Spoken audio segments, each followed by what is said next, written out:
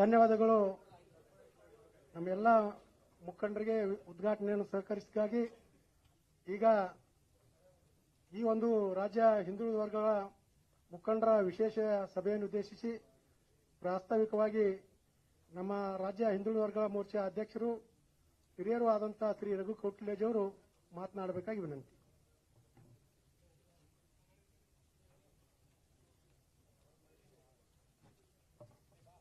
ಭಾರತ್ ಮಾತಾ ಕಿ.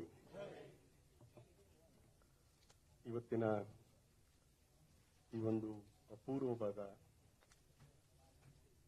ಹಿಂದುಳಿದ ಶೋಷಿತ ಸಮುದಾಯಗಳಿಗೆ ಒಂದು ಗಟ್ಟಿ ಧ್ವನಿಯನ್ನು ಕೊಡಬಹುದಾದಂತ ಒಂದು ಅಪರೂಪದ ಸಮಾಗಮದ ಈ ಸಭೆಯಲ್ಲಿ ಉಪಸ್ಥಿತರಿರತಕ್ಕಂಥ ಸನ್ಮಾನ್ಯ ರಾಜ್ಯಾಧ್ಯಕ್ಷರಾದ ಶ್ರೀ ಪಿ.ವೈ. ವಿಜೇಂದ್ರರವರೇ, ಸಮಯದ ಅಭಾವ ಇರೋದ್ರಿಂದ ವೇದಿಕೆ ಮೇಲೆ ಇರತಕ್ಕಂಥ ಎಲ್ಲ ಗಣ್ಯರೇ, ವಿರೋಧ ಪಕ್ಷದ ನಾಯಕರೇ, ಸಂಸದರೇ, ಶಾಸಕರುಗಳೇ, ಹಿಂದುಳಿದ ಸಮುದಾಯದ ಎಲ್ಲ ಪ್ರಮುಖರೇ, ನಾವು ಹಿಂದುಳಿದವರು, ಶೋಷಿತರು ಮಾತನ್ನ ಆರಂಭ ಮಾಡಬೇಕಾದ್ರೆ ಬಹುಶಃ ಇಡೀ ಭಾರತದಲ್ಲಿ ಅದು ಕರ್ನಾಟಕ ಮಾದರಿ. 12ನೇ ಶತಮಾನದ ಅಣ್ಣ ಬಸವಣ್ಣನವರ ಒಂದು ಕಾಯಕ ಶ್ರೇಷ್ಠತೆ,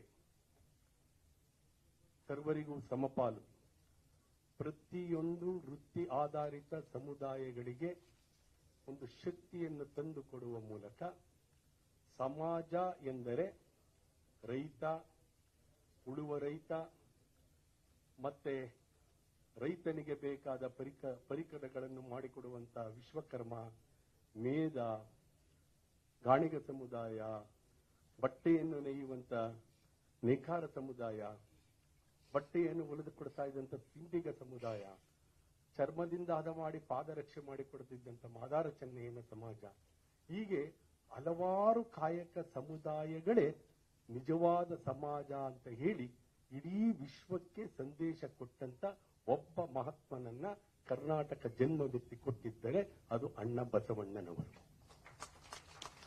ಆನಂತರದಲ್ಲಿ ಸ್ವಾತಂತ್ರ್ಯ ಪೂರ್ವದಲ್ಲಿ ಇಂಥ ಸಮುದಾಯಗಳಿಗೆ ಒಂದು ಶಕ್ತಿಯನ್ನು ಕೊಡಬೇಕಂತ ಭಾರತದಲ್ಲಿ ಪ್ರಥಮ ಬಾರಿಗೆ ಒಂದು ಮೀಸಲಾತಿಯನ್ನು ತಂದಂಥದ್ದು ಕೊಲ್ಲಾಪುರದ ಸಾಹು ಮಹಾರಾಜರು 1902ರಲ್ಲಿ. 1912ರಲ್ಲಿ ಇಂಥ ಒಂದು ಯೋಚನೆಯನ್ನ ಇಡೀ ಭಾರತದಲ್ಲಿ ರಾಮರಾಜ್ಯವನ್ನ, ಯಾಕೆಂದ್ರೆ ಸಂಸದರಾದ ಯದುವೀರ್ ಅವರು ಕುಳಿತಿದ್ದಾರೆ, ಇಡೀ ಭಾರತದಲ್ಲಿ ಸಮಸಮಾಜದ ಬಸವಣ್ಣನವರ ತತ್ವವನ್ನು ಅನುಕರಿಸಿದಂತ ಸಮಸಮಾಜವನ್ನ ನಿರ್ಮಾಣ ಮಾಡಬೇಕಂತೇಳಿ ಮೀಸಲಾತಿಯನ್ನು ಕೊಟ್ಟಂತ ಒಬ್ಬ ಆದರ್ಶ ರಾಜನನ್ನ ನಮ್ಮ ಮೈಸೂರು ಸಂಸ್ಥಾನದ ನಾಲ್ವಡಿ ಕೃಷ್ಣರಾಜ ಒಡೆಯರ್ ಅವರು ಅಂತಕ್ಕಂಥದ್ದು ಮಿಲ್ಲರ್ ಕಮಿಷನ್ ನೇಮಿಸುವ ಮೂಲಕ ಅಂತಕ್ಕಂಥದ್ದು ಒಂದು ಹೆಮ್ಮೆ ವಿಚಾರ. ಆನಂತರ 1931ರಲ್ಲಿ ಬ್ರಿಟಿಷರು ಈ ಒಂದು ಜಾತಿ ಗಣತಿಯನ್ನು ಮಾಡುವ ಮೂಲಕ ಇಂಥ ಸಮುದಾಯಗಳಿಗೆ ಶಕ್ತಿ ಕೊಡಬೇಕಂತಕ್ಕಂಥ ಪ್ರಯತ್ನ ಮಾಡಿದ್ದು ಬಿಟ್ಟರೆ ಸ್ವಾತಂತ್ರ್ಯ ನಂತರ ಇಂಥ ಯಾವ ಪ್ರಯತ್ನವೂ ನಡೆಯಲಿಲ್ಲ. ಈಗಾಗಲೇ ವಾದಿರಾಜ್ಜಿಯವರು ಅತ್ಯಂತ ಸವಿವರವಾಗಿ ಎಲ್ಲವನ್ನು ಸಾಧ್ಯಾಂತವಾಗಿ ಹೇಳಿದ್ದಾರೆ. ಮತ್ತೆ ನಾನು ಅದನ್ನು ಉಲ್ಲೇಖ ಮಾಡಲಿಕ್ಕೆ ಹೋಗೋದಿಲ್ಲ. ಕರ್ನಾಟಕದಲ್ಲಿ ದೇವರಾಜ ಅರಸರ ಪರಿಕಲ್ಪನೆ, ಅದು ಕಾಂಗ್ರೆಸ್ ಅಂತ ಹೇಳಲಿಕ್ಕಾಗಲ್ಲ. ಅವರ ಒಂದು ಬದ್ಧತೆಯಿಂದ ಆವನೂರು ಆಯೋಗದ ಒಂದು ವರದಿಯನ್ನು ತರಿಸುವ ಮೂಲಕ ಮೀಸಲಾತಿಯನ್ನ ಪ್ರಾರಂಭ ಮಾಡಿದ್ರು. ಅದಕ್ಕಿಂತ ಹಿಂದೆ ನಾರಾಯಣಗೌಡ ಕಮಿಷನ್ ವರದಿ ಕೂಡ ನ್ಯಾಯಾಲಯದಲ್ಲಿ ಅದು ಬಿದ್ದೋಗ್ಬಿಡ್ತು. ಆನಂತರ ಪ್ರಾಮಾಣಿಕವಾಗಿ ಇಡೀ ಕಾಂಗ್ರೆಸ್ಸಿಗರು ಮೀಸಲಾತಿ, ಜಾತಿ ವ್ಯವಸ್ಥೆ, ಸಮಾನತೆ ಇದ್ಯಾವುದರ ಪರಿಕಲ್ಪನೆ ಇಲ್ಲದ ಕಾಂಗ್ರೆಸ್ಸಿಗರು ಸತತವಾಗಿ 75 ವರ್ಷ ಈ ಒಂದು ಸ್ವಾತಂತ್ರ್ಯದ ಅವಧಿಯಲ್ಲಿ 50 ವರ್ಷಗಳಿಗೂ ಹೆಚ್ಚು ಅಧಿಕಾರ ನಡೆಸಿದರೂ ಕೂಡ ಸಂವಿಧಾನದ ಆಶಯಕ್ಕೆ ಪೂರಕವಾಗಿ, ಪ್ರಜಾಪ್ರಭುತ್ವದ ಮೌಲ್ಯಕ್ಕೆ ಪೂರಕವಾಗಿ, ಜಾತಿ ಆಧಾರವಾಗಿ ಸಾಮಾಜಿಕ ನ್ಯಾಯ ಕೊಡ್ತಕ್ಕಂಥ ಯಾವ ಪ್ರಯತ್ನವನ್ನು ಮಾಡಲಿಲ್ಲ ಅಂತೇಳಿ ವಾದಿರಾಜರವರು ಅತ್ಯಂತ ಅಂಕಿ ಸಂಖ್ಯೆ ಕೂಡ ಅದನ್ನು ಇಟ್ಕೊಂಡು ತಮ್ಗೆ ಹೇಳಿದ್ರು. ಬಹುಶಃ ಅಂತ ಪ್ರಯತ್ನವನ್ನ ಇವತ್ತು ಮಾಡಿದ್ರೆ, ಅಂತ ಚಾರಿತ್ರಿಕವಾದ ನಿರ್ಧಾರವನ್ನು ತೆಗೆದುಕೊಂಡಂತ ಒಬ್ಬ ಧೀಮಂತ ಪ್ರಧಾನಮಂತ್ರಿಯನ್ನ ಈ ದೇಶ ಕಂಡಿದ್ದರೆ ಅದು ನರೇಂದ್ರ ಮೋದಿಜಿಯವರು. ಯಾವ ಕಾರಣಕ್ಕಾಗಿ ಆಧುನಿಕ ತಂತ್ರಜ್ಞಾನದ ಹೊಡೆತಗಳಿಗೆ ಸಿಲುಕಿ ಇವತ್ತು ವಿಶೇಷವಾಗಿ ಹಿಂದೂ ಸಮಾಜದ ಈ ಕಾಯಕ ಸಮುದಾಯಗಳು ಇತ್ತ ವೃತ್ತಿಯೂ ಇಲ್ಲದೆ, ಇತ್ತ ಬದುಕು ಇಲ್ಲದೆ, ಇತ್ತ ನೆಲವೂ ಇಲ್ಲದೆ, ಇತ್ತ ಸೂರು ಇಲ್ಲದೆ, ಇತ್ತ ಶಿಕ್ಷಣವೂ ಇಲ್ಲದೆ ಅತಂತ್ರ ಸ್ಥಿತಿಯಿಂದ, ಸಾಮಾಜಿಕ ಭದ್ರತೆಯಿಂದ, ಅನಾಥ ಪ್ರಜ್ಞೆಯಿಂದ ಯಾವ ಯಾವ ಸಮಾಜಗಳು ಕೊರಗುತ್ತಿದ್ದಾವೋ, ನಲುಗುತ್ತಿದ್ದಾವೋ ಈ ಸಮಾಜಗಳಿಗೆ ಸಾಮಾಜಿಕ ನ್ಯಾಯ ಕೊಡಬೇಕು, ರಾಜಕೀಯ ಶಕ್ತಿ ಕೊಡಬೇಕು, ಔದ್ಯೋಗಿಕ ಅವಕಾಶ ಕೊಡಬೇಕಂತಕ್ಕಂಥ ಉದಾತ್ತ ಉದ್ದೇಶದಿಂದ ಇವತ್ತು ಚಾರಿತ್ರಿಕವಾದ ಒಂದು ಜಾತಿ ಗಣತಿ ವರದಿಯನ್ನ ಜನಗಣತಿಯ ಜೊತೆಗೆ ಮಾಡಬೇಕಂತಕ್ಕಂಥ ನಿರ್ಧಾರ ತೆಗೆದುಕೊಂಡಿರ್ತಕ್ಕಂಥದ್ದನ್ನ ಈ ಒಬಿಸಿ ಸಭೆಯಲ್ಲಿ ರಾಜ್ಯದ ಪರವಾಗಿ ನಾವು ಮತ್ತೊಮ್ಮೆ ಕರಾತಾಡನ ಮೂಲಕ ಪ್ರಧಾನಮಂತ್ರಿಗಳನ್ನ ನಾವು ಅಭಿನಂದಿಸೋಣ. ಮತ್ತೆ ರಾಜ್ಯದಲ್ಲಿ ಈಗಾಗಲೇ ಹೇಳಿದ್ರು, ಕಾಂತರಾಜು ವರದಿ ಏನೆಲ್ಲ ಆಗಿದೆ, ಲೋಪದೋಷಗಳು ವಿಶೇಷವಾಗಿ ಏನು ಇವತ್ತು ಜಯಪ್ರಕಾಶ್ ವರದಿ ಕೊಟ್ಟಿದೆ, ಅದು ಖಂಡಿತ ಅದಕ್ಕೆ ಲೀಗಲ್ ಸ್ಯಾಂಟಿಟಿ ಇಲ್ಲ ಅಂತಕ್ಕಂಥ ಅಂಶವನ್ನು ಸೂಚ್ಯವಾಗಿ ಹೇಳಿದ್ರು. ಬಿಹಾರದ ಘಟನೆ ಆಗಬಹುದು, ಬಿಹಾರದಲ್ಲಿ ಮೀಸಲಾತಿ ತಂದಂತ ಉದಾಹರಣೆ ಆಗ್ಬೋದು, ತಮಿಳುನಾಡನ್ನು ಕೂಡ ಉಲ್ಲೇಖ ಮಾಡಿದ್ರು, ವಿವರವಾಗಿ ತಮಗೆಲ್ಲ ಅರ್ಥ ಆಗಿದೆ. ಆದರೆ 75%ಗಳ ಮೀಸಲಾತಿಯ ಹೆಸರಿನಲ್ಲಿ ಕಾಂತರಾಜು ವರದಿಯ ಮೂಲಕ ದತ್ತಾಂಶಗಳನ್ನು ಅವೈಜ್ಞಾನಿಕವಾಗಿ, ಯಾವುದೇ ಒಂದು ವರದಿಗಳು ಕೂಡ ವೈಜ್ಞಾನಿಕವಾಗಿರಬೇಕು, ಅದಕ್ಕೆ ಕಾನೂನಿನ ಸಪೋರ್ಟ್ ಇರಬೇಕು, ಕಾಯ್ದೆಯ ಒಂದು ಸಪೋರ್ಟ್ ಇರಬೇಕು ಅಂತ ಯಾವುದೂ ಸಪೋರ್ಟ್ ಇಲ್ಲದೆ ಇರತಕ್ಕಂಥ ಒಂದು 75% ಮೀಸಲಾತಿಯನ್ನ ಇವತ್ತು ಕೊಡಬೇಕು ಅಂತಕ್ಕಂಥ ವರದಿಯನ್ನು ಸ್ವತಃ ಆ ವರದಿಯಲ್ಲೇ ಹೇಳಿದೆ. 9th ಶೆಡ್ಯೂಲ್ಗೆ ಇದು ತಿದ್ದುಪಡಿ ಆಗಬೇಕಂತಕ್ಕಂಥದ್ದನ್ನು ಕೂಡ ಜಯಪ್ರಕಾಶ್ ಹೆಗಡೆಯವರ ವರದಿಯಲ್ಲಿ ಹೇಳಿದೆ. ಅಂದ್ರೆ ಇದಕ್ಕೆ ಲೀಗಲ್ ಸ್ಯಾಂಟಿಟಿ ಸಿಗೋದಿಲ್ಲ ಅಂತಕ್ಕಂಥದ್ದನ್ನು ಅದೇ ಅನುಮಾನ ವ್ಯಕ್ತಪಡಿಸಿದೆ. ಅಂತ ವರದಿಯನ್ನು ಇಟ್ಟುಕೊಂಡು ಇವತ್ತು ಪ್ರವರ್ಗ 1 95 ಜಾತಿಗಳೇನಿದ್ದಾವೆ, ಅದರಲ್ಲಿ 46 ಅಲೆಮಾರಿ ಜಾತಿಗಳೇನಿದ್ದಾವೆ, ಇಡೀ ಹಿಂದುಳಿದ ವರ್ಗಕ್ಕೆ ಇವತ್ತು ಕೆನಪದರ ಅಂದ್ರೆ ಕೆನಪದರ ನೀತಿಯನ್ನ ಅಳವಡಿಸೋದು, ಅಂದ್ರೆ ಆದಾಯದ ಮಿತಿಯನ್ನ ನಿಗದಿಪಡಿಸುವ ಮೂಲಕ ಹಿಂದುಳಿದ, ಅತಿ ಹಿಂದುಳಿದ, ಕಾಯಕ ವೃತ್ತಿ ಆಧಾರಿತ ಅಲೆಮಾರಿ ಸಮಾಜಗಳಿಗೆ ವಂಚನೆ ಮಾಡಲು ಹೊರಟಿರ್ತಕ್ಕಂಥ ಸಿದ್ದರಾಮಯ್ಯನ ನೇತೃತ್ವದ ಸರ್ಕಾರದ ಮುಖವಾಡವನ್ನು ಬಯಲಿಗೆಳೆಯುವಂತ ನಿಟ್ಟಿನಲ್ಲಿ ಇವತ್ತು ನಾವು ಯಾವ ಯಾವ ರೀತಿಯಲ್ಲಿ ಕಾರ್ಯಕ್ರಮವನ್ನು ರೂಪಿಸಬೇಕು, ನಮ್ಮ ಹಿಂದುಳಿದ ವರ್ಗದ ಅನೇಕ ಪ್ರಮುಖರು, ಶಾಸಕರು, ಸಂಸದರು, ಮಾಜಿ ಶಾಸಕರು ಅನೇಕರು ಇಲ್ಲಿ ಬಂದಿದ್ದೀರಿ. ನಿಮ್ಮೆಲ್ಲರ ಅಭಿಪ್ರಾಯವನ್ನು ಕ್ರೋಢೀಕರಿಸಿಕೊಂಡು ಈ ದೇಶದಲ್ಲಿ, ಈ ರಾಜ್ಯದಲ್ಲಿ, ಈ ದೇಶದಲ್ಲಿ ಪ್ರಾಮಾಣಿಕವಾಗಿ ಮತ ಬ್ಯಾಂಕ್ ಆಧಾರಿತ ರಾಜಕಾರಣವಲ್ಲದೆ, ಯಾಕೆಂದ್ರೆ ಮುಸ್ಲಿಂ ಮೀಸಲಾತಿ ಸಂವಿಧಾನದ ಪ್ರಕಾರ ಧರ್ಮದ ಹೆಸರಿನಲ್ಲಿ ಮೀಸಲಾತಿ ಕೊಡ್ಲಿಕ್ಕೆ ಸಾಧ್ಯವೇ ಇಲ್ಲ ಅಂತಕ್ಕಂಥದ್ದು ಅದು ಇಡೀ ಸಂವಿಧಾನದಲ್ಲಿ ಇರ್ತಕ್ಕಂಥ ಒಂದು ಅಂಶ. ಆದರೆ ಇವತ್ತು ಧರ್ಮದ ಆಧಾರಿತವಾದ ಮೀಸಲು, ಧರ್ಮಾಧಾರಿತವಾದಂತಹ ಕಾಮಗಾರಿ ಕೊಡ್ತಕ್ಕಂಥ ಮೂಲಕ ಇಡೀ ರಾಜ್ಯದಲ್ಲಿ ಜಾತಿಗಳ ನಡುವೆ ಎತ್ತುಕಟ್ಟತಕ್ಕಂಥದ್ದು, ಧರ್ಮಗಳ ನಡುವೆ ಎತ್ತುಕಟ್ಟತಕ್ಕಂಥ ಮೂಲಕ ಕೇವಲ ಮತ ಬ್ಯಾಂಕ್ ರಾಜಕಾರಣ ಮಾಡ್ತಾ ಇರ್ತಕ್ಕಂಥ ಈ ಕಾಂಗ್ರೆಸ್ ಸರ್ಕಾರದ ಮುಖವಾಡವನ್ನು ಬಯಲು ಮಾಡುವ ನಿಟ್ಟಿನಲ್ಲಿ ನಮ್ಮ ರಾಜ್ಯ ಒಬಿಸಿ ಮೋರ್ಚಾ ಎಲ್ಲ ಹಿರಿಯರ, ವಿಶೇಷವಾಗಿ ನಮ್ಮ ರಾಜ್ಯಾಧ್ಯಕ್ಷ ವಿಜೇಂದ್ರ ಅವರು ಈ ಒಂದು ಸಮಾಜಗಳ ಬಗ್ಗೆ ಅತ್ಯಂತ ಕಾಳಜಿಯನ್ನು ಇಟ್ಟುಕೊಂಡು ಈ ಸಮಾಜಗಳನ್ನು ಕಟ್ಟಬೇಕು, ಈ ಸಮಾಜಗಳಿಗೆ ಉದ್ಯೋಗಕ್ಕೆ ಅವಕಾಶ ಕೊಡಬೇಕು, ಈ ಸಮಾಜಗಳಿಗೆ ರಾಜಕೀಯ ಅವಕಾಶ ಕೊಡಬೇಕು, ಈ ಸಮಾಜಗಳಿಗೆ ಶಿಕ್ಷಣದ ಅವಕಾಶ ಕೊಡಬೇಕಂತಕ್ಕಂಥ ಏನು ಒಂದು ಆಶಯ ಇದೆ, ಆಶಯವನ್ನು ಈಡೇರಿಸುವಂತ ನಿಟ್ಟಿನಲ್ಲಿ ಪ್ರಾಮಾಣಿಕವಾದ ಒಂದು ಚಳುವಳಿ ರೂಪವಾದಂತ ಈ ಸಮಾಜಗಳಿಗೆ ಜಾಗೃತಿಗೊಳಿಸ್ತಕ್ಕಂಥ ಕಾರ್ಯಕ್ರಮವನ್ನು ಹಮ್ಮಿಕೊಳ್ಳುವ ನಿಟ್ಟಿನಲ್ಲಿ ಇವತ್ತು ಇಡೀ ದಿನ ಚರ್ಚೆ, ಅಭಿಪ್ರಾಯ ಸಂಗ್ರಹವನ್ನು ಮಾಡುವಂತ ಕಾರ್ಯಕ್ರಮ ಇದೆ. ಇದು ಅತ್ಯಂತ ಯಶಸ್ವಿಯಾಗಿ ಜರುಗಲಿಕ್ಕೆ ನೀವು ರಾಜ್ಯದ ಮೂಲೆ ಮೂಲೆಗಳಿಂದ ಬಂದಿದ್ದೀರಿ, ಬಹಳ ಕಾಳಜಿಯಿಂದ ಬಂದಿದ್ದೀರಿ. ನಿಜವಾದಂತ ಒಂದು ಕಾಲಘಟ್ಟದಲ್ಲಿ ನಾವೆಲ್ಲ ಸೇರಿದ್ದೇವೆ. ನಮಗೆಲ್ಲರಿಗೂ ಸಾಮಾಜಿಕ ನ್ಯಾಯವನ್ನ ಒದಗಿಸ್ತಕ್ಕಂಥ ನಿಟ್ಟಿನಲ್ಲಿ ನಮ್ಮ ಸಮಾಜಗಳು ಯಾವುದಿದ್ದಾವೆ ಆ ಸಮಾಜಗಳಿಗೆ ಅಂತ ಬದ್ಧತೆ ಏನಾದರೂ ಇದ್ದರೆ ಅದು ಭಾರತೀಯ ಜನತಾ ಪಾರ್ಟಿಯ ನೇತೃತ್ವದ ಸರ್ಕಾರ, ನರೇಂದ್ರ ಮೋದಿಜಿಯವರ ನೇತೃತ್ವದ ಸರ್ಕಾರ ಅಂತಕ್ಕಂಥದ್ದನ್ನ ನಾವು ತಿಳಿ ಹೇಳಬೇಕಾಗ್ತದೆ. ಯಾಕೆಂದ್ರೆ ಇದುವರೆಗೆ ಸಿದ್ದರಾಮಯ್ಯನವರ ಸರ್ಕಾರದಲ್ಲಿ ಯಾವುದೇ ಕಾರ್ಯಕ್ರಮಗಳನ್ನ ಹಿಂದುಳಿದವರಿಗೆ ಕೊಡಲಿಲ್ಲ. 5 ಪಂಚಭಾಗ್ಯಗಳನ್ನು ಬಿಟ್ಟರೆ ಒಂದೇ ಒಂದು ಕಾರ್ಯಕ್ರಮಗಳನ್ನು ಕಾಯಕ ಸಮುದಾಯಗಳಿಗೆ ಕೊಡಲಿಲ್ಲ, ವೃತ್ತಿ ಆಧಾರಿತ ಸಮುದಾಯಕ್ಕೆ ಕೊಡಲಿಲ್ಲ, ಅತಿ ಹಿಂದುಳಿದ ಸಮುದಾಯಗಳಿಗೆ ಕೊಡಲಿಲ್ಲ. ಹೋಗಲಿ ಎಂದರೆ ಆ ಹಿಂದುಳಿದ ಅಭಿವೃದ್ಧಿ ನಿಗಮಗಳನ್ನು ಕೂಡ ನಿಕೃಷ್ಟವಾಗಿ ಮಾಡಲಾಯಿತು. ಅದೆಲ್ಲದರ ವಿವರವನ್ನ ನಮ್ಮ ಮುಂದೆ ಮಾತನಾಡ್ತಕ್ಕಂಥ ನಮ್ಮ ಅಧ್ಯಕ್ಷರು ಪ್ರಮುಖರು ತಿಳಿಸಿಕೊಡೋರಿದ್ದಾರೆ. ಅದರಿಂದ ಇವತ್ತು ಇಲ್ಲಿ ಬಂದಿರತಕ್ಕಂಥ ಎಲ್ಲರನ್ನ ಮತ್ತೊಮ್ಮೆ ಸ್ವಾಗತಿಸಿ ಇಡೀ ದಿನ ಅತ್ಯಂತ ಪೂರಕವಾದ, ಸಕಾರಾತ್ಮಕವಾದ ಮತ್ತೆ ಪರಿಣಾಮಕಾರಿಯಾದಂತ, ಅತ್ಯಂತ ಕಾಳಜಿಪೂರ್ವಕವಾದಂತ, ನಿಜವಾಗಿಯೂ ನಾನು ಬಹಳ ಸತಿ ಹೇಳ್ತಾ ಇರ್ತೀನಿ, ಈ ಸಂಘಟಿತ ಜಾತಿಗಳಂದ್ರೆ RTC ಇರೋ ಜಾತಿ, ಅಸಂಘಟಿತ ಜಾತಿಗಳಂದ್ರೆ ಖರಾಬ್ ಲ್ಯಾಂಡ್ ಅಂತ. ಈ ಖರಾಬ್ ಲ್ಯಾಂಡ್ಗಳಿಗೆ RTC ಕೂರಿಸ್ಕೊಡೋದೇ ಭಾರತೀಯ ಜನತಾ ಪಾರ್ಟಿಯ ಕಾರ್ಯಕ್ರಮ ಆಗಿದೆ ಅಂತಕ್ಕಂಥದ್ದನ್ನ ಈ ಸಂದರ್ಭದಲ್ಲಿ ಹೇಳಿ, ಆ ನಿಟ್ಟಿನಲ್ಲಿ ನಾವೆಲ್ಲರೂ ಸೇರಿ ಈ ಒಂದು ಹೋರಾಟವನ್ನ ಈ ದಿನದ ಈ ಚರ್ಚೆಯನ್ನ ಯಶಸ್ವಿಗೊಳಿಸಿ ಒಂದು ಹೋರಾಟದ ರೂಪುರೇಷೆಯನ್ನು ತಯಾರು ಮಾಡೋಣ ಅಂತೇಳಿ ನಾನು ಮಾತು ಮುಗಿಸ್ತೀನಿ. ಜೈ ಹಿಂದ್, ಜೈ ಕರ್ನಾಟಕ.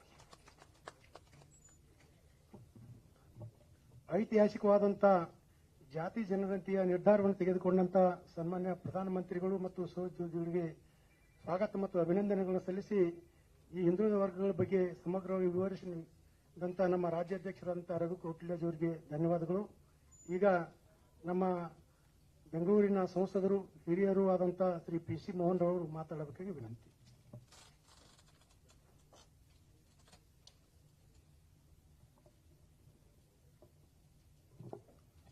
ಎಲ್ಲರಿಗೂ ನಮಸ್ಕಾರ. ಇವತ್ತಿನ ಈ ಹಿಂದುಳಿದ ವರ್ಗಗಳ ಪ್ರಮುಖ ಸಭೆಯಲ್ಲಿ ವೇದಿಕೆ ಮೇಲೆ ಉಪಸ್ಥಿತಿರುವಂತಹ ಯುವ ನಾಯಕರು, ನಮ್ಮ ಭಾರತೀಯ ಜನತಾ ಪಕ್ಷದ ರಾಜ್ಯ ಅಧ್ಯಕ್ಷರು ಆದಂತಹ ಶ್ರೀ BY ವಿಜೇಂದ್ರರವರೇ,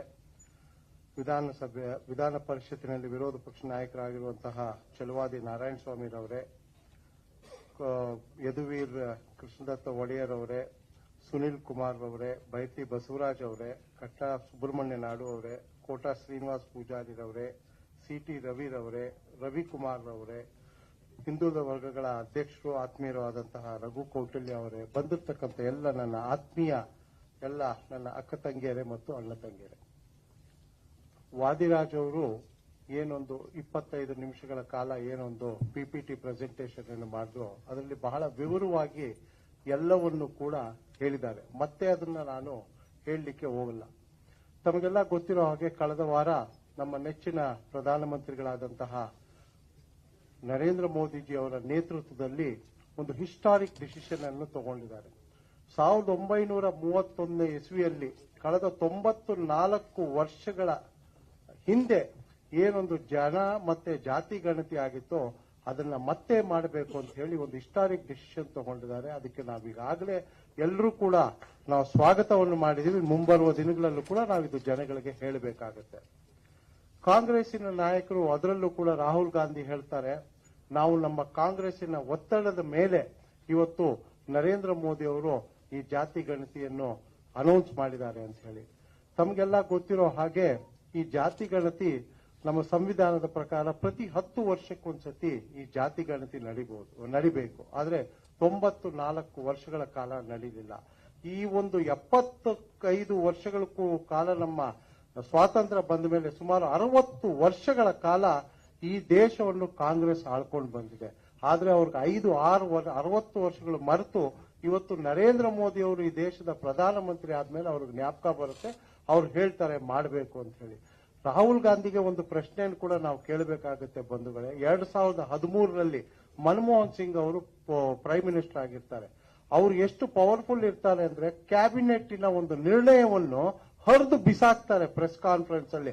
ಅಷ್ಟು ಪವರ್ಫುಲ್ ಇದ್ದಂತವರು ಯಾಕೆ ಅವರ ಕೈಯಲ್ಲಿ ಈ ಜಾತಿ ಗಣತಿ ಮಾಡ್ಲಿಕ್ಕೆ ಅನೌನ್ಸ್ ಮಾಡಿಸ್ಲಿಕ್ಕೆ ಆಗಿಲ್ಲ ಅಂತ ಹೇಳಿ ನಾವು ಇವತ್ತು ಜನರಿಗೆ ಹೇಳಬೇಕಾಗುತ್ತೆ. ಯಾಕೆಂತ ಹೇಳಿದ್ರೆ ಇವರು ಕಾಂಗ್ರೆಸ್ಸಿನ ನಾಯಕರು ಯಾವತ್ತೂ ಕೂಡ ಹಿಂದುಳಿದ ವರ್ಗದವರು, ದಲಿತರು ಅಂತ ಹೇಳಿದ್ರೆ ಅವರ ಒಂದು ವೋಟ್ ಬ್ಯಾಂಕ್ ಅಂತ ಮಾಡ್ಕೊಂಡಿದ್ದಾರೆ. ಇವತ್ತೆಲ್ರಿಗೂ ಕೂಡ ಕಳೆದ ಚುನಾವಣೆಯಲ್ಲೂ ಅಷ್ಟೇ ಸಿದ್ದರಾಮಯ್ಯನವರು ವೋಟ್ ಬ್ಯಾಂಕ್ ಇವತ್ತು ನಾನು ಹಿಂದುಳಿದ ವರ್ಗಗಳವರ ಚಾಂಪಿಯನ್ ಅಂತ ಹೇಳ್ಕೊಂಡು ಬಂದು ಇವತ್ತು ಹಿಂದುಳಿದವರಿಗೆ ಒಂದು ಪಂಗ್ನಾಮ ಹಾಕಿದ್ದಾರೆ ಅಂತ ಹೇಳಿದ್ರು ಕೂಡ ನಾವು ತಪ್ಪಾಗಲಾರದು. ಇವತ್ತು ನಮ್ಮ ಕೇಂದ್ರದ್ದು ಏನಿವತ್ತು ಜಾತಿ ಗಣತಿ ಮಾಡ್ತಾರೋ ಬಹಳ ಒಂದು ವೈಜ್ಞಾನಿಕವಾಗಿ ಮಾಡ್ತಾರೆ. ಇದಕ್ಕೆ ಒಂದು ಸುಮಾರು ನೆಕ್ಸ್ಟ್ ಎಲೆಕ್ಷನ್ 28 ಒಳಗಡೆ ಮುಗಿಸ್ತಾರೆ ಅನ್ನೋದು ಕೂಡ ಒಂದು ಮಾಹಿತಿ ಇರೋದು ನಮ್ಗೆಲ್ಲರಿಗೂ ಕೂಡ ಒಂದು ಸಂತೋಷ. ನಾವು ಇಡೀ ದೇಶದ ಜನತೆಗೆ ನಾವು ಇದನ್ನ ಹೇಳಲೇಬೇಕಾಗುತ್ತೆ. ಇದರ ಜೊತೆಗೆ ಕಳೆದ 4-5 ವರ್ಷಗಳ ಹಿಂದೆನೆ ನಾವು ಏನು OBCಗೆ ಒಂದು ಕಾನ್ಸ್ಟಿಟ್ಯೂಷನಲ್ ಸ್ಟೇಟಸ್ ಅನ್ನೋದನ್ನ ನಾವು ಏನ್ ಕೇಳ್ತಿದ್ವೋ ಆ ಮಾನ್ಯತೆಯನ್ನು ಕೂಡ ಕೊಟ್ಟಿದ್ದು ನರೇಂದ್ರ ಮೋದಿ ಅವರ ಸರ್ಕಾರ ಅಂತ ಕೂಡ ನಾವು ಮರಿಬಾರದು. ಬಂಧುಗಳೇ, ತಮಗೆ ಗೊತ್ತಿರೋ ಹಾಗೆ ರಾಜ್ಯದಲ್ಲೂ ಕೂಡ ಇವತ್ತು ಜಾತಿ ಗಣತಿ ಮತ್ತೆ ಜನಗಣತಿನ 2014ರಲ್ಲಿ ಇದಕ್ಕೆ ಚಾಲನೆ ಶುರುವಾಯಿತು. 2015ಕ್ಕೇನೆ ಇದು ಮುಗೀತು. ಆದ್ರೆ ಇವರು 11 ವರ್ಷಗಳಾದ ನಂತರ ಕೂಡ ಈ ಸಿದ್ದರಾಮಯ್ಯನವರು ಈ ಹಿಂದೆ ಬಸ್ ಸ್ಟ್ಯಾಂಡ್ಗಳಲ್ಲಿ ಮತ್ತೆ ಈ ದೊಡ್ಡ ದೊಡ್ಡ ಜನಗಳು ಎಲ್ಲಿ ಬೀಡಿರ್ತದೋ ಅಲ್ಲಿ ಹೇಳ್ತಾರೆ, ಹಾವಾಡಿಗ ಬರ್ತಾನೆ, ಅವನು ಬಂದು ಹಾವು ತೋರಿಸ್ತೀನಿ ಅಂತಾನೆ, ಇದು ಕಪ್ಪುಗಿದೆ, ಇದು 6 ಅಡಿ ಉದ್ದ ಇದೆ ಅಂತಾನೆ, ಇದು ಕಪ್ಪುಗಿದೆ, ಇದಿದೆ ಅಂತ ಹೇಳಿ ಹಾವನೇ ತೋರ್ಸಲ್ಲ. ಹಾಗೆ ಇವರು ಕಳೆದ 11 ವರ್ಷಗಳಿಂದ ಇವ್ರಿಗೆ ಯಾವಾಗ ಸೀಟ್ ಅಲಗಾಡುತ್ತೋ ಆವಾಗ ಇವ್ರು ನಾನು ಜಾತಿ ಗಣತಿನ ಬಿಡ್ತೀನಿ ಅಂತ ಹೇಳ್ತಾರೆ. ಈ ಕಳೆದ 1 ವರ್ಷದಿಂದ ಇವಾಗ ಅವರ ಸೀಟ್ ಅಲ್ಲಾಡ್ತಾ ಇರೋದ್ರಿಂದ ಅವ್ರು ಇವತ್ತು ಜಾತಿ ಗಣತಿನ ಮಾಡ್ತೀನಿ ಅಂತ ಹೇಳಿ ಸಿದ್ದರಾಮಯ್ಯನವರು ಹೇಳ್ಕೊಂಡು ಬರ್ತಾ ಇದ್ದಾರೆ. ಅದರಲ್ಲೂ ಕೂಡ ಏನಿವತ್ತು ಅವೈಜ್ಞಾನಿಕವಾಗಿ ಮಾಡಿರುವಂತಹ ಒಂದು ಜಾತಿ ಗಣತಿ ಇದು. 2011 ಸೆನ್ಸಸ್ ತಗೊಂಡ್ರೆ 2014 ಮಾಡಿರುವಂತಹ ಈ ಜಾತಿ ಗಣತಿ ಏನು 15ರಲ್ಲಿ ಕಂಪ್ಲೀಟ್ ಆಯ್ತೋ ಅದಕ್ಕೂ ಇದಕ್ಕೂ ಟ್ಯಾಲಿ ಆಗಲ್ಲ. ಅದಾದ್ಮೇಲೆ ಇವತ್ತು 11 ವರ್ಷಗಳಾಗಿದೆ, ಇನ್ನೂ ಕೂಡ ಅದನ್ನ ರಿಲೀಸ್ ಮಾಡಿಲ್ಲ. ಇದು ಅವೈಜ್ಞಾನಿಕವಾಗಿದೆ ಅಂತ ಹೇಳಿ ನಾವು ಇದನ್ನ ವಿರೋಧಿಸ್ತೀವಿ ಹೊರತು ಜಾತಿ ಗಣತಿನ ನಾವು ಯಾವತ್ತೂ ಭಾರತೀಯ ಜನತಾ ಪಾರ್ಟಿ ವಿರೋಧಿಸಲ್ಲ ಅಂತ ಕೂಡ ನಾನು ಹೇಳಲಿಕ್ಕೆ ಇಚ್ಛೆ ಪಡ್ತೀನಿ. ಇದ್ರ ಜೊತೆಗೆ DK ಶಿವಕುಮಾರ್ ಅವರು ಹೇಳ್ತಾರೆ, ನರೇಂದ್ರ ಮೋದಿ ಅವರು ಜಾತಿ ಗಣತಿಯನ್ನು ಏನು ಅನೌನ್ಸ್ ಮಾಡಿದಾರೋ ಎಷ್ಟು ಒಂದು ಟೈಮ್ ಲಿಮಿಟ್ ಬೇಕು ಅಂತ ಹೇಳಿ, ನೀವು ಮಾಡಿರೋದನ್ನೇ 11 ವರ್ಷದಿಂದ ನೀವು ರಿಲೀಸ್ ಮಾಡ್ತೀರಾ, ನರೇಂದ್ರ ಮೋದಿ ಅವರು ಇನ್ನೂ ಶುರು ಮಾಡ್ದಿರೋದಕ್ಕೆ ನೀವು ಟೈಮ್ ಲಿಮಿಟ್ ಕೇಳ್ತೀರಾ. ಖಂಡಿತವಾಗ್ಲೂ ಕೂಡ ನರೇಂದ್ರ ಮೋದಿ ಅವರು ಈ ದೇಶದ ಒಂದು ಅಲ್ಲಿ ಬಹಳ ಒಳ್ಳೆಯ ಒಂದು ಅಡ್ಮಿನಿಸ್ಟ್ರೇಷನ್ ಮಾಡ್ಕೊಂಡು ಬಂದಿದ್ದಾರೆ. ಖಂಡಿತವಾಗ್ಲೂ ಕೂಡ ಹೇಳಿದ ಟೈಮಲ್ಲಿ ಅದನ್ನ ಮುಗಿಸ್ತಾರೆ ಅಂತ ಹೇಳ್ತಾ, ಇವತ್ತು ನಾನು ಇನ್ನೂ ಹೆಚ್ಚು ವಿಷಯಗಳನ್ನು ಹೇಳಬೇಕು ಅನಿಸ್ತದೆ, ಆದ್ರೆ ವೇದಿಕೆ ಮೇಲೆ ಬಹಳಷ್ಟು ಜನ ಇದ್ದಾರೆ. ಇವತ್ತು ನಾವು ರಾಜ್ಯ ಸರ್ಕಾರದ ಏನು ಒಂದು ವರದಿ ಇದೆಯೋ ಅದು ಅವೈಜ್ಞಾನಿಕ ಅಂತ ಹೇಳಿ ನಾವು ಜನಗಳು ಕೂಡ ಹೇಳಬೇಕಾಗುತ್ತೆ ಅಂತ ಹೇಳ್ತಾ, ಇವತ್ತು ನನಗೆ ಕಾರ್ಯಕ್ರಮದಲ್ಲಿ ಮಾತಾಡಲು ಅವಕಾಶ ಮಾಡಿಕೊಡ್ತಾ ಮೇಲೆಲ್ಲರಿಗೂ ವಂದಿಸಿ ಮಾತಾಡಿ ಹೋಗ್ತೀನಿ. ನಮಸ್ಕಾರ. ಈ ಸಭೆಯನ್ನು ಉದ್ದೇಶಿಸಿ ಮಾತನಾಡಿದಂತಹ ಸಂಸದರಿಗೆ ಧನ್ಯವಾದಗಳು. ಈಗ ಸ್ವಾತಂತ್ರ್ಯ ಪೂರ್ವದಲ್ಲಿ ನಮ್ಮ ಹಿಂದುಳಿದ ವರ್ಗಗಳಿಗೆ ಒಂದು ಮೀಸಲಾತಿಯನ್ನು ಕೊಟ್ಟಂತ ಮತ್ತು ಮೈಸೂರಿನ ಸಂಸದರು ಮತ್ತು ಮಹಾರಾಜರಾದಂಥ ಯದುವೀರ ಒಡೆಯರ್ ಅವರು ಈ ಒಂದು ಸಭೆಯನ್ನು ಉದ್ದೇಶಿಸಿ ಮಾತನಾಡಬೇಕಾಗಿ ವಿನಂತಿ.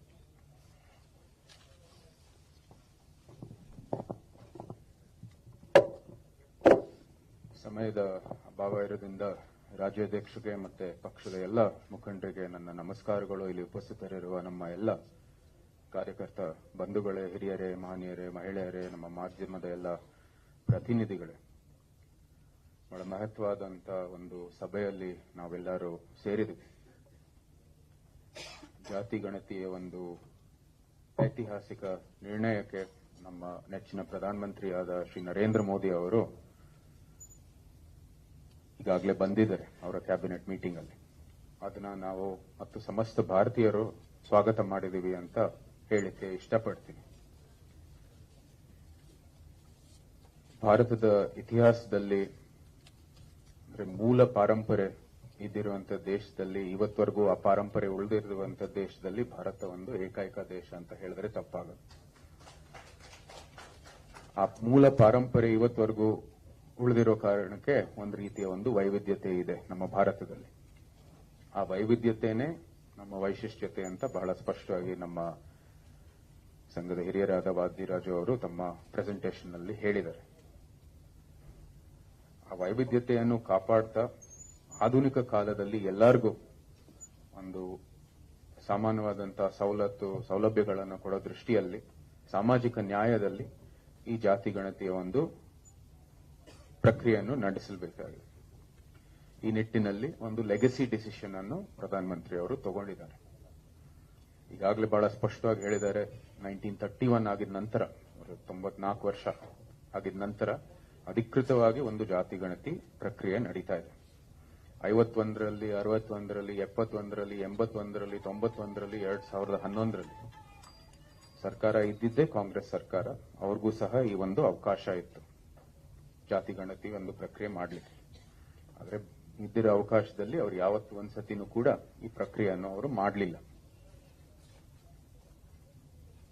ಈಗ ಅವರು ಅಷ್ಟು ಒಂದು ಪ್ರಬಲವಾಗಿರುವಂತದ್ದು ಪರಿಸ್ಥಿತಿಯಲ್ಲಿರುವಂತ ಸಂದರ್ಭದಲ್ಲಿ ಈ ಒಂದು ಪ್ರಕ್ರಿಯೆಯನ್ನು ನಡೆಸದೇ ಇರೋ ಸಂದರ್ಭದಲ್ಲಿ ನಮ್ಮನ್ನು ಪ್ರಶ್ನೆ ಮಾಡುವಂತದ್ದು ಯೋಗ್ಯತೆ ಇಲ್ಲವೇ ಇಲ್ಲ ಅಂತ ಬಹಳ ಸ್ಪಷ್ಟವಾಗಿ ನಾವು ಸಹ ಮುಂದುವರಿಬೇಕಾಗಿದೆ.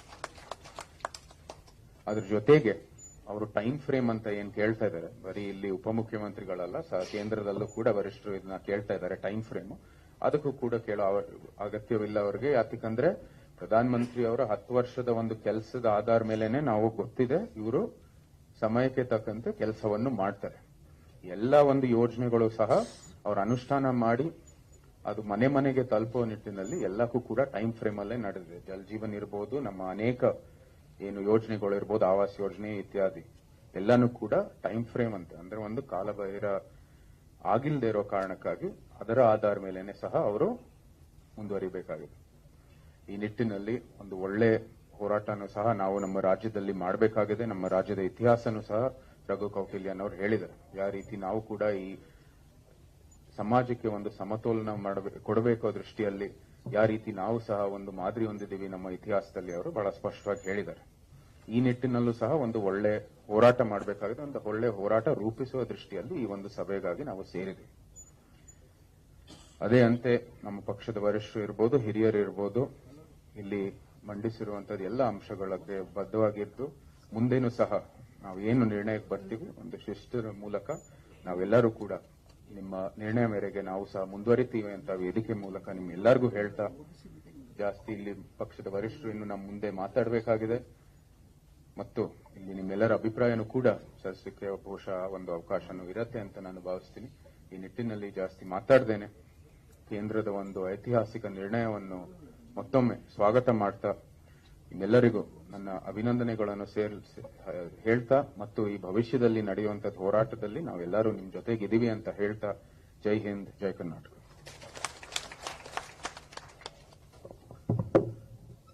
ಐತಿಹಾಸಿಕವಾದಂತಹ ನಿರ್ಣಯವನ್ನು ಸ್ವಾಗತಿಸಿದಂತ ಮಾನ್ಯ ಸಂಸದರಿಗೆ ಧನ್ಯವಾದಗಳು. ದಯವಿಟ್ಟು ಅಲ್ಲಿ ಹಿಂದ್ಗಡೆ ಇರುವಂತಹ ನಮ್ಮ ಮುಖಂಡರು ಮಹಿಳೆಯರಿಗೆ ಅವಕಾಶ ಮಾಡಿಕೊಡ್ಬೇಕಾಗಿ ವಿನಂತಿ. ಈಗ ಈ ಒಂದು ಸಭೆಯನ್ನು ಉದ್ದೇಶಿಸಿ ನಮ್ಮ ಹಿಂದಿನ ಮಂತ್ರಿಗಳು, ಈಗಿನ ಶಾಸಕರು, ಹಿಂದುಳಿದ ವರ್ಗಗಳ ಮುಖಂಡರು ಆದಂತಹ ಶ್ರೀ ಭೈರತಿ ಬಸವರಾಜ್ ಅವರು ಮಾತಾಡಬೇಕಾಗಿ ವಿನಂತಿ.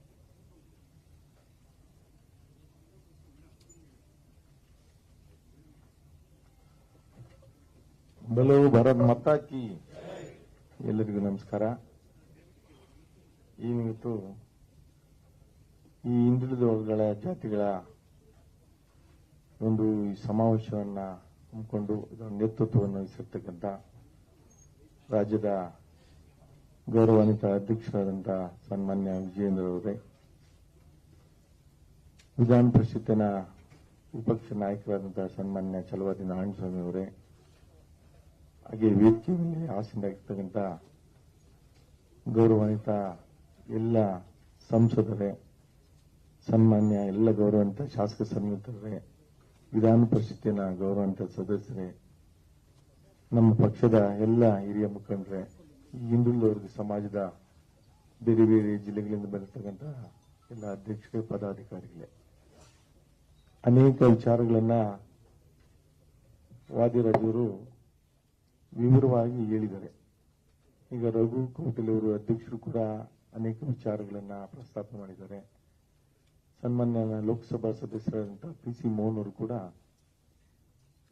ನಮ್ಮ ನೆಚ್ಚಿನ ಪ್ರಧಾನಮಂತ್ರಿಗಳಾದಂತಹ ನರೇಂದ್ರ ಮೋದಿಯವರು ಒಂದು ಏನು ದಿಟ್ಟ ನಿರ್ಧಾರವನ್ನ ತೆಗೆದುಕೊಂಡು ಇವತ್ತು ಜನಗಣತಿಗೆ ಆದೇಶವನ್ನು ಕೊಟ್ಟಿದ್ದಾರೆ. ಆ ವಿಚಾರವನ್ನು ಕೂಡ ಇವತ್ತು ಪ್ರಸ್ತಾಪ ಮಾಡಿದ್ದಾರೆ. ನಾನು ಕೂಡ ಒಬ್ಬ ಹಿಂದುಳಿದ ವರ್ಗದ ಮುಖಂಡನಾಗಿ ನಾನು ಪ್ರಧಾನಮಂತ್ರಿಗೆ ಅಭಿನಂದನೆಗಳನ್ನು ಕೂಡ ಈ ಸಂದರ್ಭದಲ್ಲಿ ಸಲ್ಲಿಸಲಿಕ್ಕೆ ಬಯಸ್ತೇನೆ.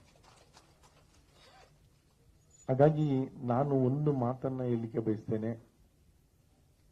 ಇವತ್ತು ನಮ್ಮ ಪಕ್ಷ ಒಂದು ದಿಟ್ಟ ನಿರ್ಧಾರವನ್ನು ತೆಗೆದುಕೊಬೇಕು. ಇಷ್ಟೊಂದು ಜನ ಇವತ್ತು ನಾವು ಹಿಂದುಳಿದ ವರ್ಗದ ಮುಖಂಡರು ವೇದಿಕೆ ಮೇಲೆ ಕೂತಿದ್ದೀವಿ, ಕೆಳಗಡೆನೂ ಕೂತಿದ್ದೀವಿ.